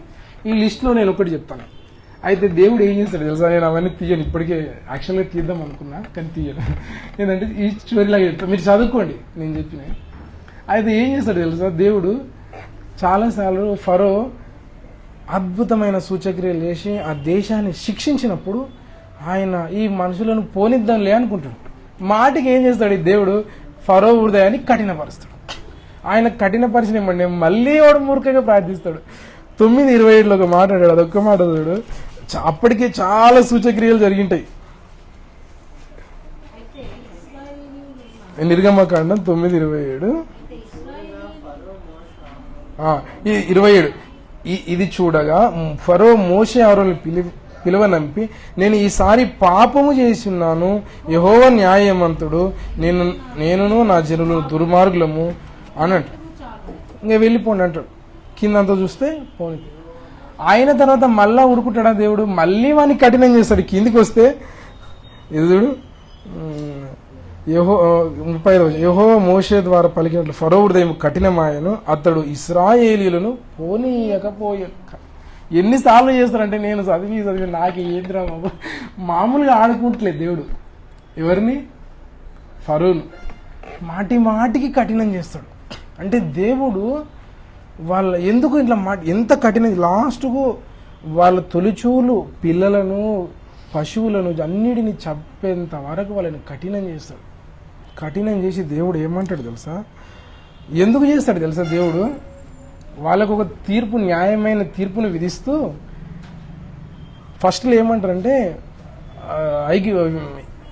హెబ్రీలు నిమ్ములు మా మీద తీర్పరిని గాను అధికారిని గాను నియమించిన వాడెవడు అని మోషేను ఇన్సల్ట్ చేసి పంపిస్తారు కదా.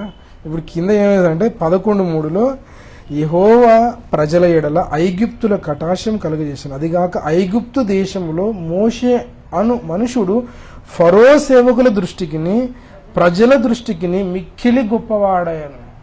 దేవుడు ఇట్లా చేయాలనుకుంటున్నాడు, ఇంకా తన మహిమనంతా చూపాలనుకున్నాడు.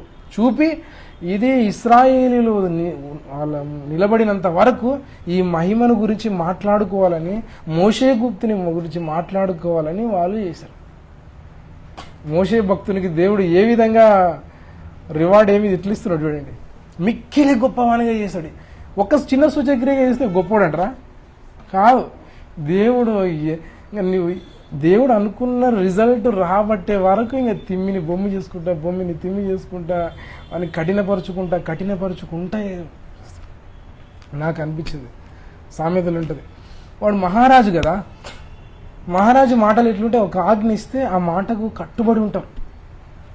దానియేలు ఉంటాడు, వాడు ఒక మాట ఈ శాసనం చేసిండని ఇంకా నేను ఏం చేయలేనని చేతులు ఎత్తేస్తాడు కదా, సింహాల బోనులు దానియేలు వేస్తాడు. మళ్ళీ ఇన్నిసార్లు మాటికి ఆ విషయాలన్నీ చూసుకుంటే చాలా మాటికి పోమంటాడు, మళ్ళీ హృదయం కఠినమవుతాడు. అరే ఇంత సింపుల్గా నీ హృదయం ఏంది ఇంత సింపుల్గా చెట్టుకున్న మారిపోతుంది ఏంది అంటే, డైరెక్ట్ బైబిల్లోని రాజుల హృదయము యెహోవా చేతిలో నీటి కాలువల వలె ఉన్నాయి. ఆయన ఎటు త్రిప్పాలనుకుంటే అటు తిప్పుకుంటాడు. రాజైనా మంత్రి అయినా ఎవడైనా దేవుని చేతిలో ఉన్నాడు అబ్బా. ఒక మాటలు దీన్ని బట్టి మనం తెలుసుకోవాల్సింది, ఎవడు గ్రేట్ కాదు, ఎవడు గొప్ప కాదు. ఇప్పుడున్న ప్రధానమంత్రులు కానీ ముఖ్యమంత్రులు కానీ ఏ అధికారం వాడు దేవుని కరగర ఉండని పోరా అన్నందుకు ఉంటున్నాడు. లేదా వాడిని తిక్కుని చేసి నిలబెడతాడు దేవుడు అందరి ముందర. అని అందరి ముందర అసహ్యంగా పిచ్చోనిగా వాడు ఎంత మేధావి అయినా పర్వాలేదు, వాడు ఎంత చండశాసనుడైనా అయినా సరే వాడు. అందుకే ప్రభుత్వాలన్నీ దేవుని చేతనే నియమింపబడుతున్నాయి. దేవుడు ఇప్పుడున్న ప్రభుత్వాలని ఎవరైనా ఉండనులే పోనీలే అని దేవుడు ఏదో ఉద్దేశంతో ఉండనిస్తున్నాడు కాబట్టి వాని హృదయం అట్లా ఉంది. లేకపోతే దేవుడు ఇట్లా తిప్పిననుకో తెల్లారలోపే వాడు మనందరి దృష్టి ఒక పిచ్చోనుగా అసహ్యం వేసినట్లు దేవుడు చిత్రీకరించేవాడు. వాడు ఎంత సోషల్ మీడియా పెట్టుకొని ఎంత కవరేజ్ చేసుకున్నా మైలేజ్ రాదు. దేవుడికి ఇట్లా అనుకుంటే ఏ సోషల్ మీడియా కవరేజ్ కూడా వాని పక్షంగా ఉన్నా సరిపోదు. నెబుకద్నెజరును ఒక్క రోజులోనే గద్దె దించి దేవుడు మొత్తం అడవుల పాలు చేయలేదు, గడ్డి తినేటట్లు చేయలేదా? అందుకే ఒకటి అరే రాజుల హృదయాలే అట్లుంటే మనం ఎంత చెప్పు. మనం జాగ్రత్త ఉండాలి. మనం మంచి ప్రవర్తన కలిగి మంచి చక్కని మార్గంలో బ్రతుకుతున్నామంటే అది దేవుని మహాకృప. దేవుడు బ్రతకాలని ఆశీర్వదించాడు. మనం చూసాం. మనం తిక్క తేడాగా చేసినాం అనుకో, దేవుడు ఇట్లా స్విచ్ ఒక వైర్ తీసి ఇట్లా పెడితే ఇంకా మనం ఎట్లా ప్రవర్తిస్తాం మనకే తెలియదు. మనం ఏదో అబ్బా నేను చాలా స్థిరబుద్ధి గలవాన్ని, నేను చాలా పరమభక్తుని, నేను వీరుని, అందుకే నేను ఇట్లా నిలబడ్డా, అందుకే నా ద్వారా దేవుడు ఇన్ని పనులు చేయించుకుంటున్నాడు అని ఎవరన్నా ఎక్కువ నీలిగితే అంటే ఎక్కువ వాళ్ళు ఊహించుకుంటే వాళ్ళే మోసం చేసుకున్నట్లే. అరే నువ్వు నరులు ఎంతటి వాళ్ళబ్బా, యాకోబు పురుగు వంటి యాకోబు అని పిలిచాడు దేవుడు. నరులు మంటి వాళ్ళు. అందుకని ఎవరమైనా రాజే అట్లుంటే మన మనుషులు మామూలు మనుషులు ఎట్లా ఉండాలి, జాగ్రత్తగా దగ్గర పెట్టుకొని ఉన్న స్థితిని బట్టి దేవుని స్తుతిస్తూ దేవుని గణపరుస్తూ మనం సాగిపోవాలి. హల్లెలూయా. అంటే అది సైడ్ నుంచి. ఇంకా మోషే భక్తుడు ఇంకొకటి ఏంటంటే, మోషే భక్తుడు స్టార్టింగ్లో ఒక రిస్క్ తీసుకున్నాడు, త్యాగం. నేను ఇది ఒకటి ఎంఫసైజ్ చేయకుండా ముందుకు వచ్చాను. నేను ఒకటే మాట చెప్తాను. మోషే భక్తుడు ఐగుప్తు ధనం కంటే క్రీస్తు విషయమైన నింద గొప్ప భాగ్యం అని ఎంచుకున్నాడు. ఎందుకంటే దేవుడు తన కొరకు సిద్ధపరిచిన వాటిని ముందే చూశాడు. అయితే దేవుని సేవ చేయాలనుకుంటే అప్పుడే దేవుడు ఇంకే వాడుకోలేదు, కానీ ఆ మౌలిక లక్షణాన్ని దేవుడు చూశాడు.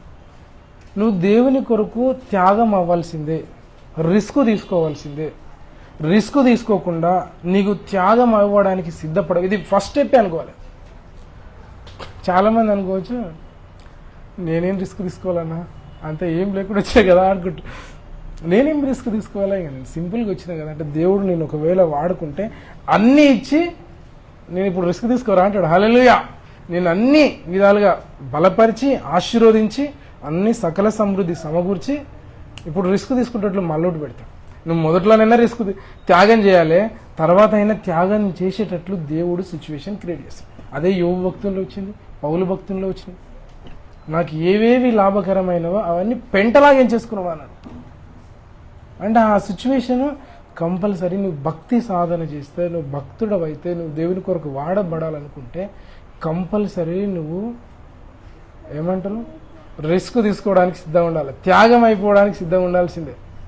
అట్లా ఉండకుండా అబ్బా నేను హాయిగా బ్రతుకుతా, ఏదో విశ్వాసం చేయాలో వేసే దేవుడు ప్రార్థన చేసుకుంటా, వాక్యం చదువుకుంటా అంటే నువ్వు అక్కడే ఉంటావు.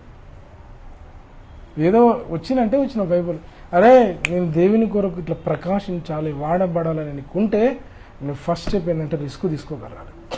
త్యాగం మొత్తం నువ్వు నీకున్నదంతా సర్వం కోల్పోవడానికి సిద్ధపడాలి. అయ్యో కోల్పోకుండా వచ్చినా ఏం లేదు కదా, ఇక ఉట్టిదేనేమో అట్లా కూడా వదిలిపెట్టాడు దేవుడు. నేను టైం వస్తుంది అన్నీ ఇచ్చి బెటర్. ఇప్పుడు నీకు ఏదో కొన్ని నీ స్థితిలో నీ స్థాయిలో నీకు ప్రియమైనవి ఉంటాయి, అవి నీకు కోట్ల రూపాయల కన్నా విలువైనవి ఉంటాయి. మనమేమనుకుంటాం డబ్బులే మనకు విలువైనవి, ఆస్తిపాస్తులే విలువైనవి, దానిని వదులుకున్నట్లు మీద ఏమి లెక్కగా రావు కూరగాని మన అట్లా తయారైంది.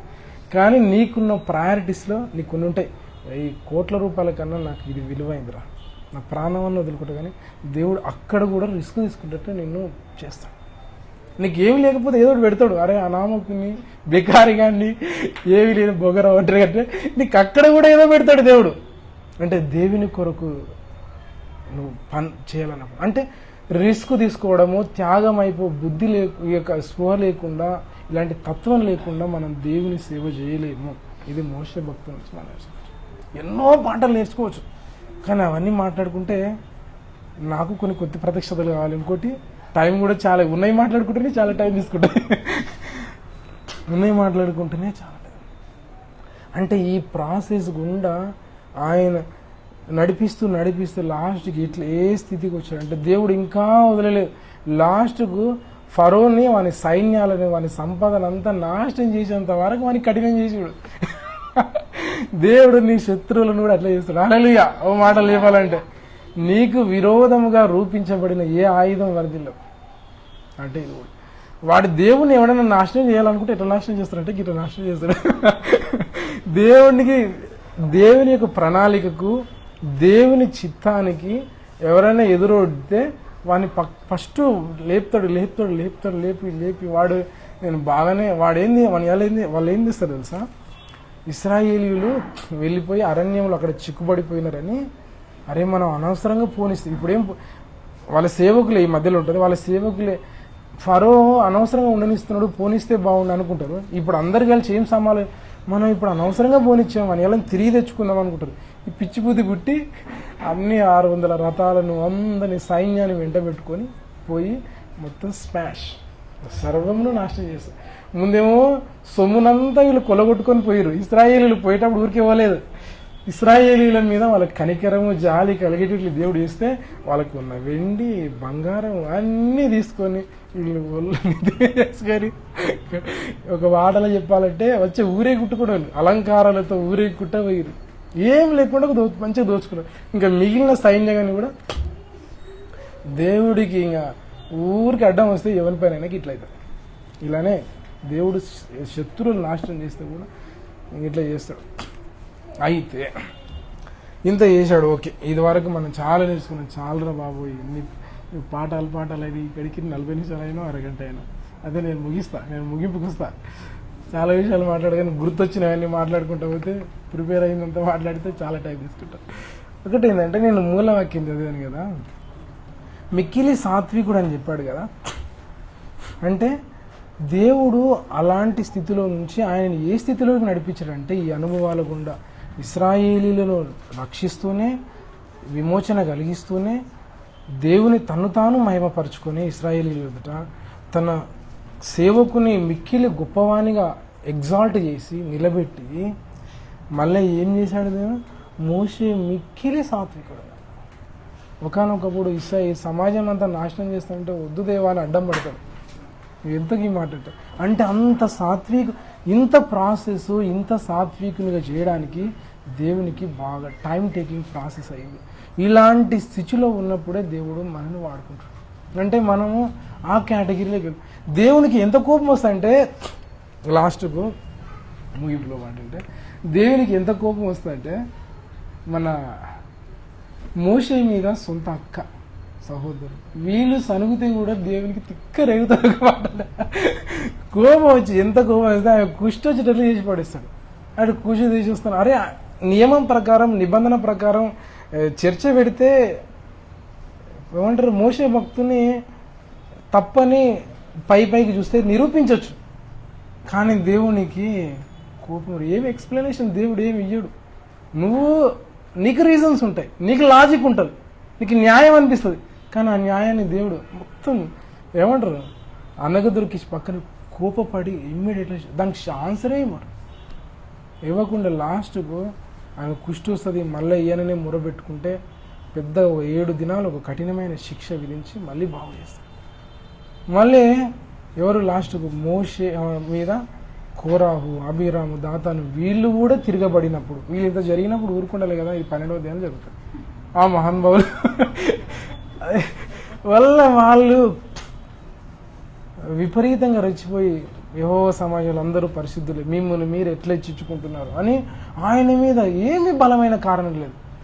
విరోధంగా కూడుకుంటారు. దానికి ముందు జరిగింది ఏంటంటే విచిత్రమైన సంఘటనలు ఉంటాయి. ఇశ్రాయేలీల పరిస్థితి ఎట్లా అంటే మామూలు సాధారణ విశ్వాసకి సరిదిగుతాయి అన్నట్లు మనం పోల్చుకుంటే. వాళ్ళ ముందు ఎన్ని అద్భుతాలు చేసినా, ఎన్ని సూచక్రియలు చేసినా, దేవుడు మొత్తం తన మహిమనంతా కనబరుచుకున్నా మళ్ళీ ఏడవడమే. ఏమంటారు, ఎర్ర సముద్రాన్ని చీల్చేటప్పుడు అట్లే ఏడుస్తారు. ఆ ఏడుపు చూస్తే మనకి ఏడుపు వస్తుంది. మళ్ళీ ఎర్ర సముద్రాన్ని చీల్చి బయటికి తీసుకొచ్చినాక ఏమంటారు, యెహోషువ కాలేబును పంపిస్తే అప్పుడు మమ్మల్ని ఈ అరణ్యంలో చంపడానికి తీసుకొచ్చావు, మాకు ఐగుప్తు దాస్యాలు ఉన్నప్పుడే బాగుండే, అక్కడ సమాధులు లేవని ఇక్కడ తీసుకొచ్చావని ఇదేదో ఘోరమైన మాటలు మాట్లాడతారు. అంటే ఈ ఒక పక్కన ఈ సనుగు, ఈ ఏడుపు, ఈ బాధలు ఉంటే ఈ బాధలకు ఈ సనుగు అన్నిటికీ ఒక నాయకుడు తయారైండు. గాలే కోరావు అభిరోధ వానికి ఊరికి నేను తయారు కాలేదు. అరే ఈ యొక్క ఏమంటారు, ఈ వార్త లోపల ఏమంటారు, ఈ వార్త వ్యాపిస్తుంది, వీళ్ళ మీద వ్యతిరేకత ఉంది కదా, దీన్ని క్యాచ్ చేసుకుందామని ట్రై చేశారు. వీళ్ళకి మాటికి వీళ్ళు వాళ్ళ బాధలు చెప్పుకుంటే ఏం మోసే అన్ని ఏం పని చేస్తున్నాడు, తిప్పి లాస్ట్కి కణాన్ని చేరిస్తున్నాడు. చేర్చకుండా అది ఏమంటారు, వేగుల వారిని వాళ్ళు పంపిస్తే అక్కడనేమో భయంకరంగా వ్యక్తులు అంట, వాళ్ళ చేతిలో మనం హతమైపోతాము. ఇవన్నీ వీళ్ళు విపరీతమైన సనుగుతుంటే ఈ మాటలు వినుకుంటా అరే ఇదేదో బాగానే ఉందిరా, లాజిక్ కరెక్టే. మళ్ళీ ఇద్దరు తప్ప అందరూ అబద్ధం సాక్ష్యం చెప్పారు. ఇంకా మెజారిటీ వీళ్ళే ఉండాలి కదా. వీళ్ళందరూ కలిసి కోరావుకు నాకు తెలిసి అది ఎంత నా అంచనా, ఏదైతే ప్రధాన సందేశానికి విరుద్ధంగా కానప్పుడు మనం కొన్ని కొత్త మాటలు మాట్లాడితే తప్పేంగా, అవునా కదా. పౌలు భక్తులు కొన్ని కొత్త మాటలు మాట్లాడతారా బా అంటే నువ్వేదో అనుకుంటున్నా అటని కాదు, మామూలుగా వచ్చింది చెప్తా. ఈయన ఇదే మాట్లాడాడు. ఎవరు మాటలు ఏంది నా నేర్పరని ఎవరు చెప్పాడు, సకల విధి. ఈయనకి స్టెఫెన్ భక్తుడికి ఇది తెలుసు, చెప్పేశాడు, అనేసాడు. ఆయన అట్లనే మళ్ళీ పోయి అబ్రహాం గురించి కూడా చెప్పేస్తాడు సీక్రెట్. పౌలు భక్తుడు అరే ఉన్నది మాట్లాడకుండా లేని కూడా మాట్లాడతారు వీళ్ళు. ఉన్నది మాట్లాడమంటే లేని అంటే అక్కడక్కడ కొన్ని మర్మాలు, సందేశాలు, లింకులు వదిలిపెట్టేస్తారు. దేవుడు మాట్లాడినప్పుడల్లా ప్రధాన సందేశానికి ఏమంటారు ఇబ్బంది కలగకుండా ఆ సందేశానికి బలాన్ని ఇచ్చేటట్లు, బైబిల్లో వెళ్తున్న లైన్కు ఇంకా బలము, స్ట్రెంత్ ఇచ్చేటట్లు కొన్ని మాటలు శ్రేష్ఠ భక్తుల ద్వారా మాట్లాడిస్తూనే ఉంటారు. అయితే ఇక్కడ మనం అనుకున్నదంటే ఈ కోరావు సమాజం ఇట్లా ఏర్పడి ఉండొచ్చు. వీళ్ళు నాయకులే ఇంక విరిచిపోయారు, ఇంతమంది ఉన్నారు మనకు బలం చాలుందిలే అనుకొని వాళ్ళు ఉన్న బాధ అంతా వీళ్ళు ప్రతిఘటించి వీళ్ళ రూపంలో తెచ్చారు. అంటే వీళ్ళు కూడా నాయకులు కదా, పేరు పొందిండ్రు కదా. అప్పుడు దేవునికి చాలా కోపం వచ్చేసింది. ఏం వాళ్ళన్న మాటలు బాగా పరిశీలిస్తే ఏం తప్పు అనిపించవు, కానీ దేవునికి చాలా కోపం వచ్చింది. ఎందుకు కోపం వచ్చింది అంటే ఒక మాట ఏంటంటే, నువ్వు మోషే భక్తునికి ఎదురు తిరిగేంత స్థాయి నీది కాదని దేవుడు చెప్తాడు. అరే మోషే భక్తుడు ఎక్కడ, నువ్వెక్కడ రాని దేవుడు ఒక మాటలు అంటాడు. ఆయన స్థాయి ఎంత, నీ స్థాయి ఎంత, నీ బ్రతికెంత. ఐగుప్తు దాస్యంలో మీరు నిట్టూర్పులు మురబెడుతుంటే, మీ మూలుగులు మీరు ఇట్లా ములుగుతుంటే మీరు ఎక్కడున్నారా, మీరు ఎవడు మాట్లాడారా, మిమ్మల్ని నేను పిలిచానా?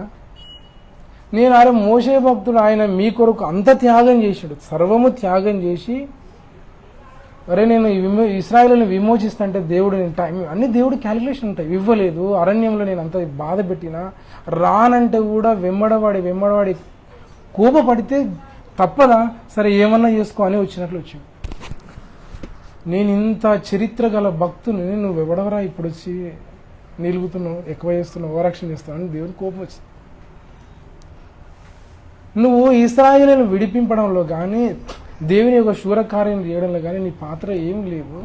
ఇంత రిస్క్ తీసుకొని ఇంత పక్షంగా నేను ఎన్నుకున్న భక్తుని మీద నువ్వు ఎట్లా తిరగబడ్డావు? దేవునికి చాలా కోపం వస్తుంది. అందుకే ఎవరన్నా పరమ భక్తుల మీద ఎవడన్నా కోపపడితే వాని స్థాయి ఏందో, వాని అంతస్తు ఏందో వాడు చూసుకోవాలి, చెక్ చేసుకోవాలని దీని ద్వారా వరకు. అరే నువ్వు దేవుని కొరకు త్యాగమైంది ఎంత, నువ్వు రిస్క్ తీసుకున్నది ఎంత, దేవుడు నిన్ను పిలిచిన పిలుపు ఏంటి, నీకు అప్పచెప్పిన బాధ్యత ఏంటి, నువ్వు దేవుని కొరకు చేసిన శూరకార్యాలు ఏంటి, అది అంతటి వాడిని నువ్వు మాట అంటావేంటని దేవుడు చూస్తాడు. ఏపోతే రేపు ఎట్లయిందంటే చిన్న వాక్యం నేర్చుకుందాడే, కొద్ది వాక్యం నేర్చుకుందాడే, అబ్బా నాకు కూడా కొన్ని నేను చెప్తే కదా అదో మాట కొత్త మాటలు వస్తే ఇంకా అయిపోయి నేనేదో నార్మల్ వ్యక్తిని కాదు, నేను ఇక్కడ ఉండాల్సిన వ్యక్తిని కాదు, నేను చాలా గొప్పని అని అవకాశం దొరికినప్పుడు అది ఇట్లా కాదని తీర్పు తీర్చేంత స్థాయికి ఓసారి బాబు నీకు అంతా ఇవ్వలేదు దేవుడు, ఏదో దేవుని కృపను బట్టి అందరం గడిచిపోతున్నాం. కానీ నీకు ఎలానైనా కనిపించను బయటికి, కానీ నీవు మాత్రము ఆ భక్తుని తృణీకరించేంత స్థాయిని ఇది కాదు. మోషేని తృణీకరించాలంటే మరో మోషే కావాలి. ఏడున్నాడు ఇంకా ఉంటాడా ఇంకా ఆ తరంలో? మోషే సమవుజ్జి ఎవరున్నారు? అట్లాంటి వ్యక్తి మీద వీళ్ళు తిరగబడితే దేవునికి చాలా కోపం వచ్చి ఏం చేస్తాడు, నెరవిడిచి మొత్తం వాళ్ళ సర్వ సమాజాన్ని మొత్తం నాశనం అయ్యేటట్లు చేస్తాడు. అంటే దేవునికి ఎంత కోపం వస్తుంది చూడండి. ఈ మధ్యలో కొంతమంది, నేను చిన్న పాయింట్ చెప్పాలనుకుంటున్నాను. ఇక్కడ చాలాసేపు మాట్లాడాను కాబట్టి కొద్ది నీళ్ళు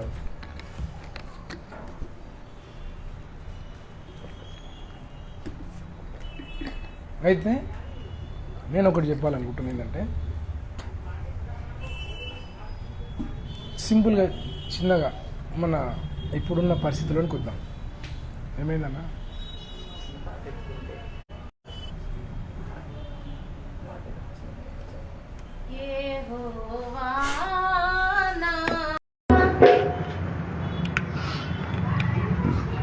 ఇంకొక విషయం ఏంటంటే ఇప్పుడున్న ఇంకొక పాట, ఇంకొక లెసన్ చెప్పాలి దాంట్లో చిన్నది. అయితే దాన్ని చెప్పే ముందు ఒకటి ఏంటంటే, చాలామంది ఇప్పుడున్న పరిస్థితులను బట్టి మన ఆత్మీయతని మనం మోషే వంటి భక్తుడని మనం అనుకుంటున్నాం. ఇంతకుముందు అయ్యగారిని వదిలిపోయిన వాళ్ళు కూడా అట్లనే అనుకున్నారు. వాళ్ళు ఏమనుకున్నారంటే ఇంక మేమే ఊహిశూలం అనుకున్నారే, మరి మేమే అయ్యగారి తర్వాత మేమే అనుకున్నారో ఏంటో. మరి ఒకటేంటంటే, సింపుల్గా ఒకటే మాటలు చెప్పాలంటే, నువ్వు యోషువ కావాలనుకుంటే, ఒకవేళ పోనీ నువ్వేదో తిమోతి కావాలనుకున్నా, ఏదైనా అనుకున్నా, ఆల్రెడీ మోషే భక్తుని దేవుడు బలంగా వాడుకుంటున్నప్పుడు నీవు ఏమంటారు విరోధంగా మాట్లాడి వెళ్ళిపోయి ఓకే యెహోషువ భక్తుడు ఎప్పుడు కాలేవు. హల్లెలూయా. ఏదో స్టాండర్డ్ ఇదో సార్. మోషే భక్తుని తర్వాత యెహోషువ నాయకుడు అయ్యాడు. అట్లా జరగదు ఇప్పట్లున్న పరిస్థితులు అయితే. కానీ ఒకవేళ మాట వరుసగా అనుకున్నాయో వెళ్ళిపోయిన వాళ్ళు చాలా. మోషే భక్తుడు ఉన్నప్పుడు అభిరామ్ అవుతావు, దాతాన్ అవుతావు, అంతకు మించి మళ్ళీ స్టార్టా టైం గ్యాప్ ఇచ్చే కదా ఏదో ఒక పాయింట్ గుర్తొస్తుంది.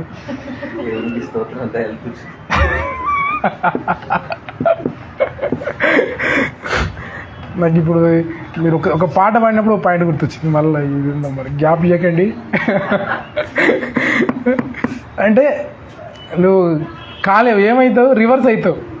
ఇంకొకటి చిన్న విషయం ఏంటంటే, దేవుడు ఎన్నుకొని నిలబెట్టి వాడుకుంటున్నప్పుడు యెహోషువ ఎట్లా తయారయ్యాడు? మోషే అభిషేకించాడు. మోషే అభిషేకించాడు ఒకటే.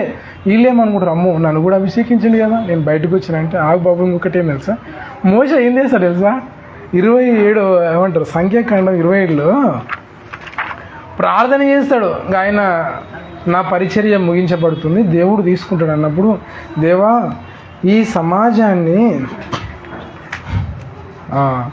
మీకు దొరుకుతుంది. 27 కింద మోషే భక్తుడు ప్రార్థన చేస్తాడు. 12 నీవు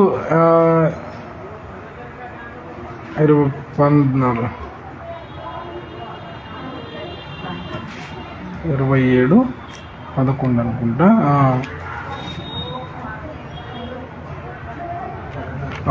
ఎన్నో వచ్చినా అప్పుడు మోషే 15 సమస్త మానవుల ఆత్మలకు దేవా యెహోవా సమాజము కాపరి లేని గొర్రెల వల్ల ఉండకుండానట్లు ఈ సమాజము మీద ఒకరిని నియమించుము. అతడి వారి ఎదుట వచ్చుచూ పోవచ్చునుండు. వారికి నాయకుడుగా ఉంటకు సమర్థుడై ఉండవలెను. అందుకు యెహోవా మోషేతో ఇట్లనెను, నూను కుమారుడైన యెహోషువ ఆత్మ పొందినవాడు, నీవు అతన్ని తీసుకుని అతని మీద నీ చెయ్యి ఉంచమాట. ఇది మోషే ప్రార్థన చేశాడు. మోషే ఏమి ఒకరికి వేరే వాళ్ళకి నాయకత్వం మొత్తం అప్పచెప్పకుండా సడన్గా గాయబు కాలే, కనిపించకుండా దేవుడు తీసుకోలేదు. ప్రార్థన చేస్తే దేవుడు బయలుపరిస్తే అభిషేకించారు. ఇంకొక విషయం, అభిషేకించిన తర్వాత మోషే మరి మొత్తం సంఖ్యాకాండం అయిపోయే వరకు చదువుకున్నాడు. మొత్తం మోషే కనుసనలోనే అన్నీ జరుగుతుంటాయి చనిపోయేంత వరకు. అరే అభిషేకించడు కదా, ఇంక రా, ఇంక నువ్వు నా ప్లేస్ నుండి నువ్వే నిర్ణయాలు చేయంలే. మోషే బ్రతుకున్నంత వరకు యెహోషువ ఓన్లీ సైలెంట్గా ఉన్నాడు. తర్వాత యెహోషువ గ్రంథంలో అప్పుడు ఆయన ధైర్యం తెచ్చుకో, బలం తెచ్చుకో, దిగులు పడకు, జడి కానీ అప్పుడు మళ్ళీ ధైర్యం నూరిపోచ్చేప్పుడు పాఠాలు మొదలు పెడతాడు దేవుడు. కానీ అంతవరకు అరే ఈ లిస్టులో ఈ వరుసలన్నా ఉన్నారు వాళ్ళకు ఆర్గ్యుమెంట్ కొరకు మాట్లాడితే ఈ వరుసలో లేరు. కానీ మళ్ళీ ఏమనుకుంటారు, మేము అది ఇది అనుకుంటే ఏమి లేదు. నీకు కోరావు అభిరా వాళ్ళ లిస్టులోనే మనం ఉంటాం. ఇంకొక చిన్న విషయం ఏంటంటే వీళ్ళు నుంచి దేవుడు మోషే లాంటి భక్తులను ఊరికేనే కాదు, అది మనకు అర్థమైంది. దేవుడు ఎంతో శ్రద్ధగా వాళ్ళను అట్లా రూపించి తయారు చేసి ఒక సమాజానికి నిలబెడతాడు. అందుకే కీర్తన 4:3 ఉంటుంది, యెహోవా తన భక్తులను ఏర్పరచుకొనుచున్నాడని మీరు తెలుసుకోవాలంట. ఇర్మియా కూడా ఉంటుంది, ఇర్మియా 1:5 కూడా ఉంటుంది, నేను తల్లి గర్భములో రూపింపబడక ముందే నేను నియమించి తినంటాడు. అరే నేను ఏర్పరచుకుంటున్నా అంటాడు. ఇక్కడ చిన్న లెసన్ ఏంటంటే నేను చెప్పేది, చాలామంది ఏమనుకుంటే మనకు చాలా ఎదిగినాము, ఇవన్నీ ఏమంటారు, ఇంత ఎదిగినాక ఇంత బాగున్నాక దేవుడు వాడుకుంటున్నాడు, ఇన్ని టాలెంట్స్ ఉన్నందుకు వాడుకుంటున్నాడు అనుకుంటాం. కాదు బాబు, దేవుడు నిన్ను ఎన్నుకున్నాడు, నిన్ను సెలెక్ట్ చేసుకున్నాడు కాబట్టి దేవుడు నిన్ను తయారు చేస్తున్నాడు, దేవుడు నిన్ను చెక్కుతున్నాడు తన పని కొరకు. అందుకొరకే దేవుడు నిన్ను రూపించుకుంటున్నాడు. సైతాను కూడా ఆయుధాలు రూపించుకుంటుంది. నీకు విరోధముగా రూపింపబడిన ఏ ఆయుధం వరదిలేదని సైతాన్కే దేవుడు మాట్లాడాడు కదా, భక్తునితోనే దేవుడు మాట్లాడు. అంటే భక్తునికి విరోధంగా ఎవరు ఆయుధాలు రూపిస్తున్నారు? సైతాను రూపొందిస్తున్నాడు ఆయుధాలను.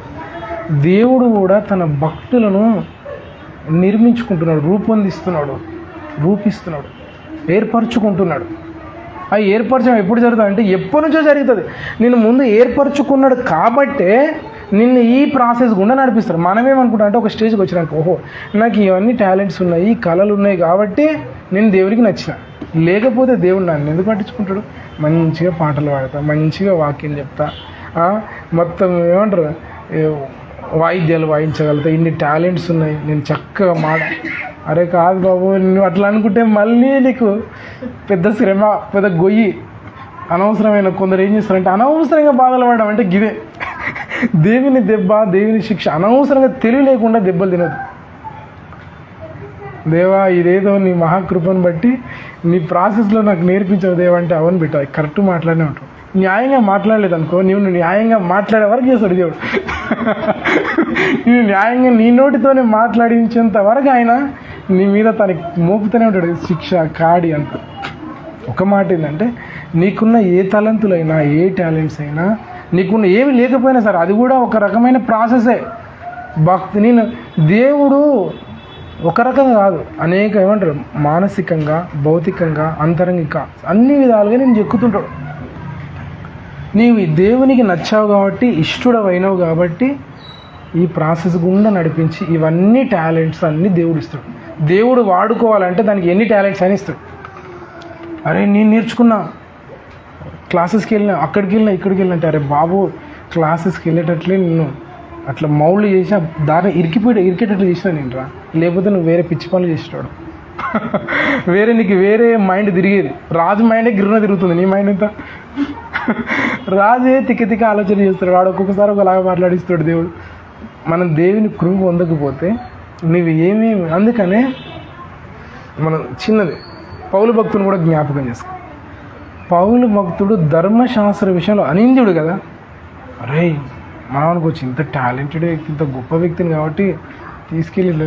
కాదు బాబు, ఒక మాటలు ఈ వాక్యం ప్రకారంగా మాట్లాడుకుంటే రోమీలకు 8, 20, 26, 27, 28 చదువుతూ కూడా అదే ఉంది. దేవుడు ముందే నిర్ణయించుకుంటాడు, ముందే ఏర్పరచుకుంటాడు తన కుమారునితో సారూప్యం గలవారవుట.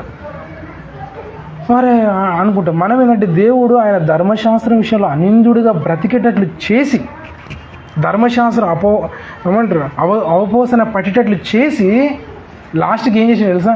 అరే ధర్మశాస్త్రం మొత్తము క్రీస్తు నొద్దకు నడిపించడానికి బాలశిక్షకుడు ఆయను. ధర్మశాస్త్రం మీద ఖండితంగా ఇట్లా పక్కడబందీగా అధికారికంగా పౌలు భక్తుడు మాట్లాడినట్లు ఎవరు మాట్లాడలేదు. ఒక మాటలు చెప్పాలంటే మాట్లాడినట్లుంది ఏడన్నా, అందరూ పైపైన మాట్లాడతారు.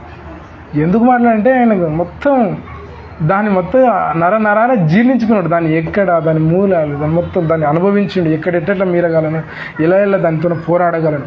అందుకే ధర్మశాస్త్రం విషయం నాకు ధర్మశాస్త్రం విషయమై ఏమంటారు వేరు చేయబడితే నేను క్రీస్తులో బ్రతకడానికి ధర్మశాస్త్రం విషయంలో చచ్చిపోయిన వాడిని అని చెప్తాడు. ఖండితంగా ఈ రోమీలకు గలతీలకు మనం కొన్ని చదువుకుంటే ఇంత రెవల్యూషన్గా నీకు ఇప్పటికీ ఇంత క్లియర్గా మాట్లాడితే కూడా కొందరు మూర్ఖులు ఇంకా ధర్మశాస్త్రం కొట్టివేయబడలేదు అంటారు. వాళ్ళని ఏమనాలి? ఇంకా ధర్మశాస్త్రాన్ని పూర్తిగా ఆయన అవపోసన బట్టి ఆకలింపు చేసుకొని ధర్మశాస్త్రము క్రీస్తు యుద్ధకు నడిపించటకు బాలశిక్షకుడు ఆయన. క్రీస్తు ఏడలు బట్టి ధర్మశాస్త్రం కొట్టివేయబడనని ఎన్నో మాటలు ఆయన ఆధ్యాత్మికంగా క్లియర్గా చెప్తే కూడా ఇంకా అర్థం. అంటే ఇంత అథారిటీ ఆయనకి ఎక్కడి నుంచి వచ్చిందంటే దేవుడు ముందే అట్లా, అరే నువ్వు బెన్యామీను వంశస్థులు పుట్టాలి, నువ్వు ఇట్లా తయారు కావాలి, ఇట్లా తయారు కావాలని దేవుడే రూపించిండు. ఎవరు నువ్వు టాలెంట్స్ అన్ని సంపాదించకుండా అది బాబు దేవుని కృపనైనా టాలెంట్స్ ఏం సంపాదించుకోవాలనుకున్నా అందుకే మనం దేవుని ప్రణాళికలో, దేవుని చిత్తములో, దేవుని చిత్తానుసారమైన మనసు కలిగి ఆయన ఆజ్ఞలు వెంబడి బ్రతకడానికి మనం ఎప్పుడూ మనసు పెట్టాలి. అట్లా పెడితే ఆ ప్రాసెస్లో ఉంటే నీ వంతు నువ్వు వాడబడతావు. మోషే ఒకడే ఉంటాడు, ప్రతి ఒక్క భక్తుడు ఒకడే ఉంటాడు. ఒక మాటలు చెప్పాలంటే నీ స్థానంలో, నీ స్థితిలో దేవుడు ఏమంటారు వ్యూహిత సైన్య సమీకర రూపిణిలో, లేకపోతే ఏ లోపము లేని సంగవదులో స్థానంలో ఆ స్థానం నువ్వు మాత్రమే ఉండగల స్థానం అది. అరే నాకు ఏదో లేదు కాదు, నీ ప్లేస్ అది లేకపోతే అక్కడ అంత పర్ఫెక్ట్ ఉందరా బాబు, అంత అందం ఉండదు సంఘకన్నిక. నీ స్థానం అది. ఎవరు లేని దాని గురించి బాధపడవద్దు, ఉన్నదాన్ని పోగొట్టుకోవద్దు.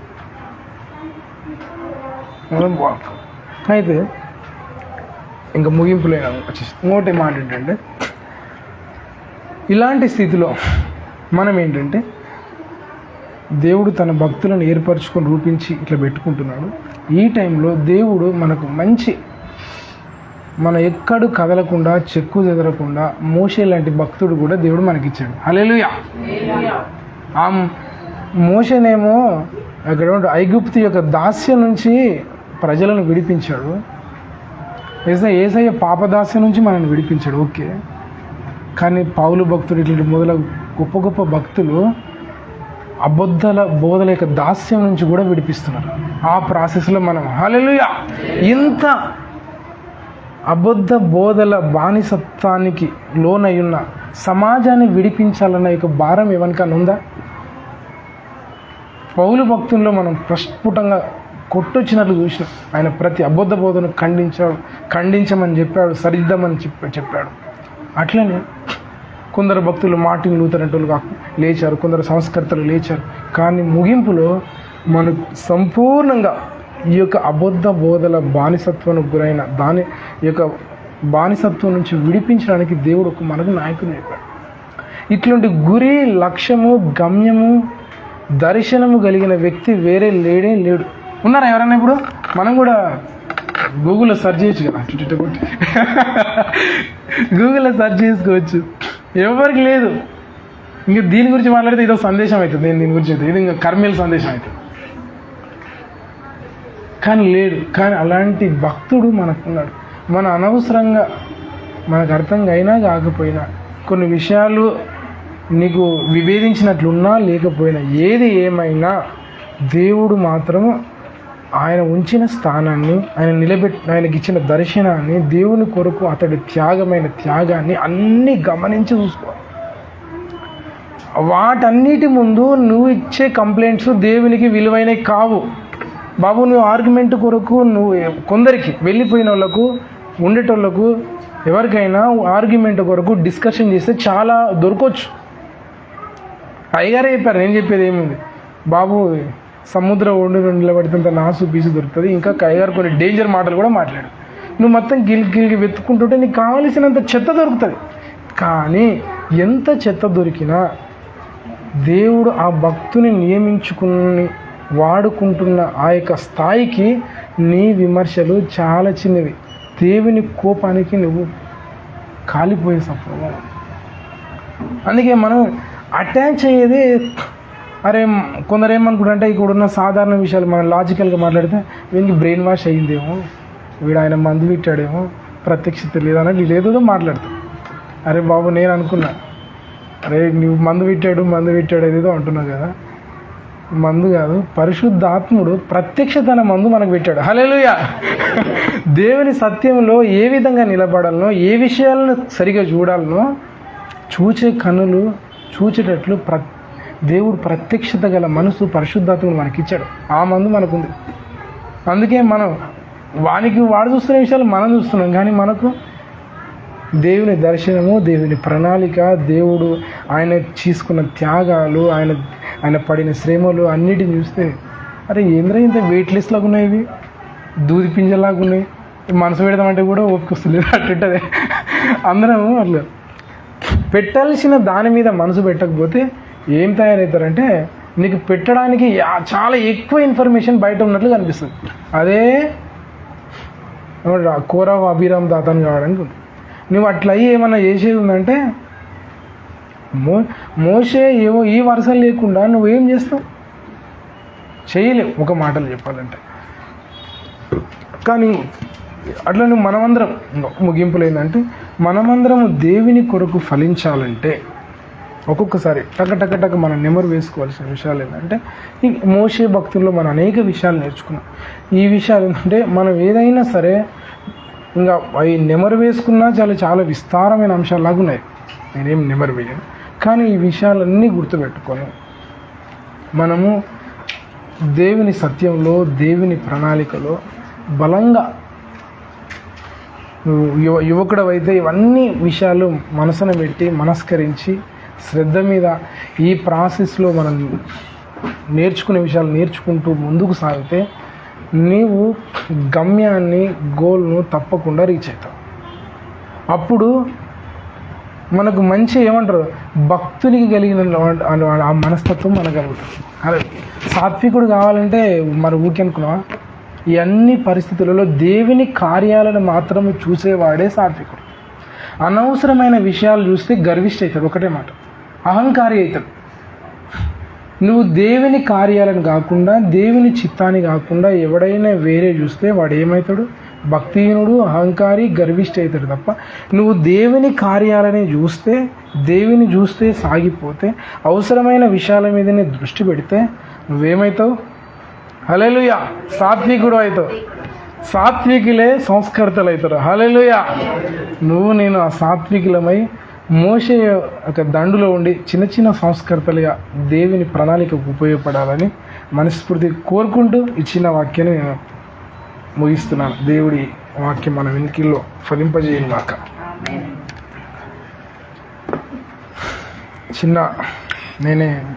చిన్న ప్రార్థన చేసుకుందాం. అందరూ మోకరించండి.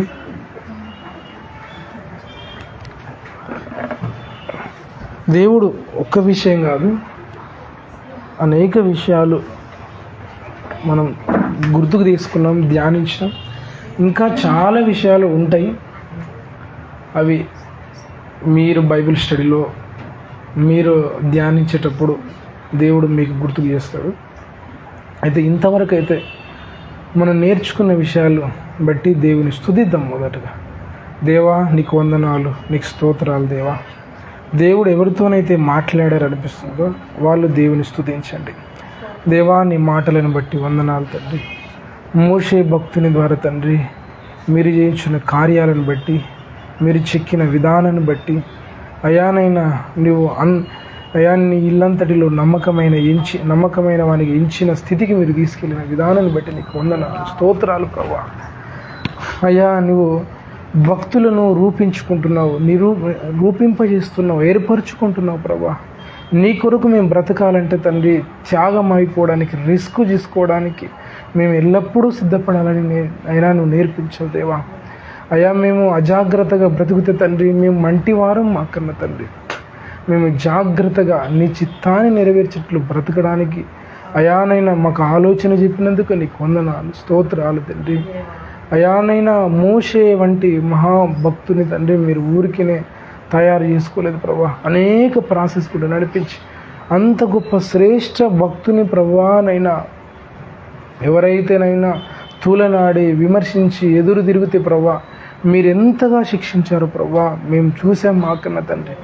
మేము కూడా తండ్రి అయితేనైనా యెహోషువ మనస్తత్వం కలిగి, నైనా తిమోతి మనస్తత్వం కలిగి, అయా సాత్వికం కలిగి, అయా అనవసరమైన వాటి మీద మనసు ఉంచకుండా తండ్రి అవసరమైన వాటి మీదనే మనసు ఉంచి అయా మేము నీ చిత్తములో నీ ప్రణాళికలో మేము సాగిపోవటకు సాయం దయచేయండి. అనవసరమైన విషయాల మీద దృష్టించి గర్విష్ఠులుగా, అహంకారులుగా, అయా కృతజ్ఞతహీనులుగా మారిపోకుండా ఉండటకు సహాయం దయచేయండి. అయా మీరు కృప చూపండి, మీరు సహాయం దయచేయండి మా కన్న తండ్రి. అదేవిధంగా మోషే భక్తుల్లో ప్రభా అయానైనా మీరు ఎంతోనైనా ఆయన కృతజ్ఞత గలవాడు ప్రభా. మీరు ఎన్నో విషయాలు ఇంకా ఉన్నాయి మా కన్న తండ్రి ప్రభా. అవన్నీ మాతోను మాట్లాడిన దేవానికి వందనాలు. ఈ మాటలన్నీ మాలో మీరు ఫలింపజేయండి మా యేసయ్య. మేమంతవరకు నీకు నమ్మకస్తులుగా, సాక్షులుగా నిలబడి మా ద్వారా మీరు మహిమ పొందండి. అయ్యా, మేము ఈ యొక్క దండులో మేము ఫలించేవారిగా, నీకు ప్రియమైన వారిగా బ్రతికే భాగ్యం మాకు దయచేయండి. ఆటంకపరిచే చీకటి దురాత్మ శక్తులన్నిటిని యేసు నామమున బంధిస్తూ అయ్యా నీ దీవెనలు, నీ ఆశీర్వాదాలు అవి మేము స్వతంత్రించుకుంటూ మీ కృపలో వర్ధిల్లే భాగ్యం మాకందరికీ దయచేయమని యేసు నామమున అడిగి వేడుకుంటున్నాం మా కన్న తండ్రి. ఆమేన్. అందరికీ వందనాలు. ఇంతటితో సందేశం ముగించబడింది.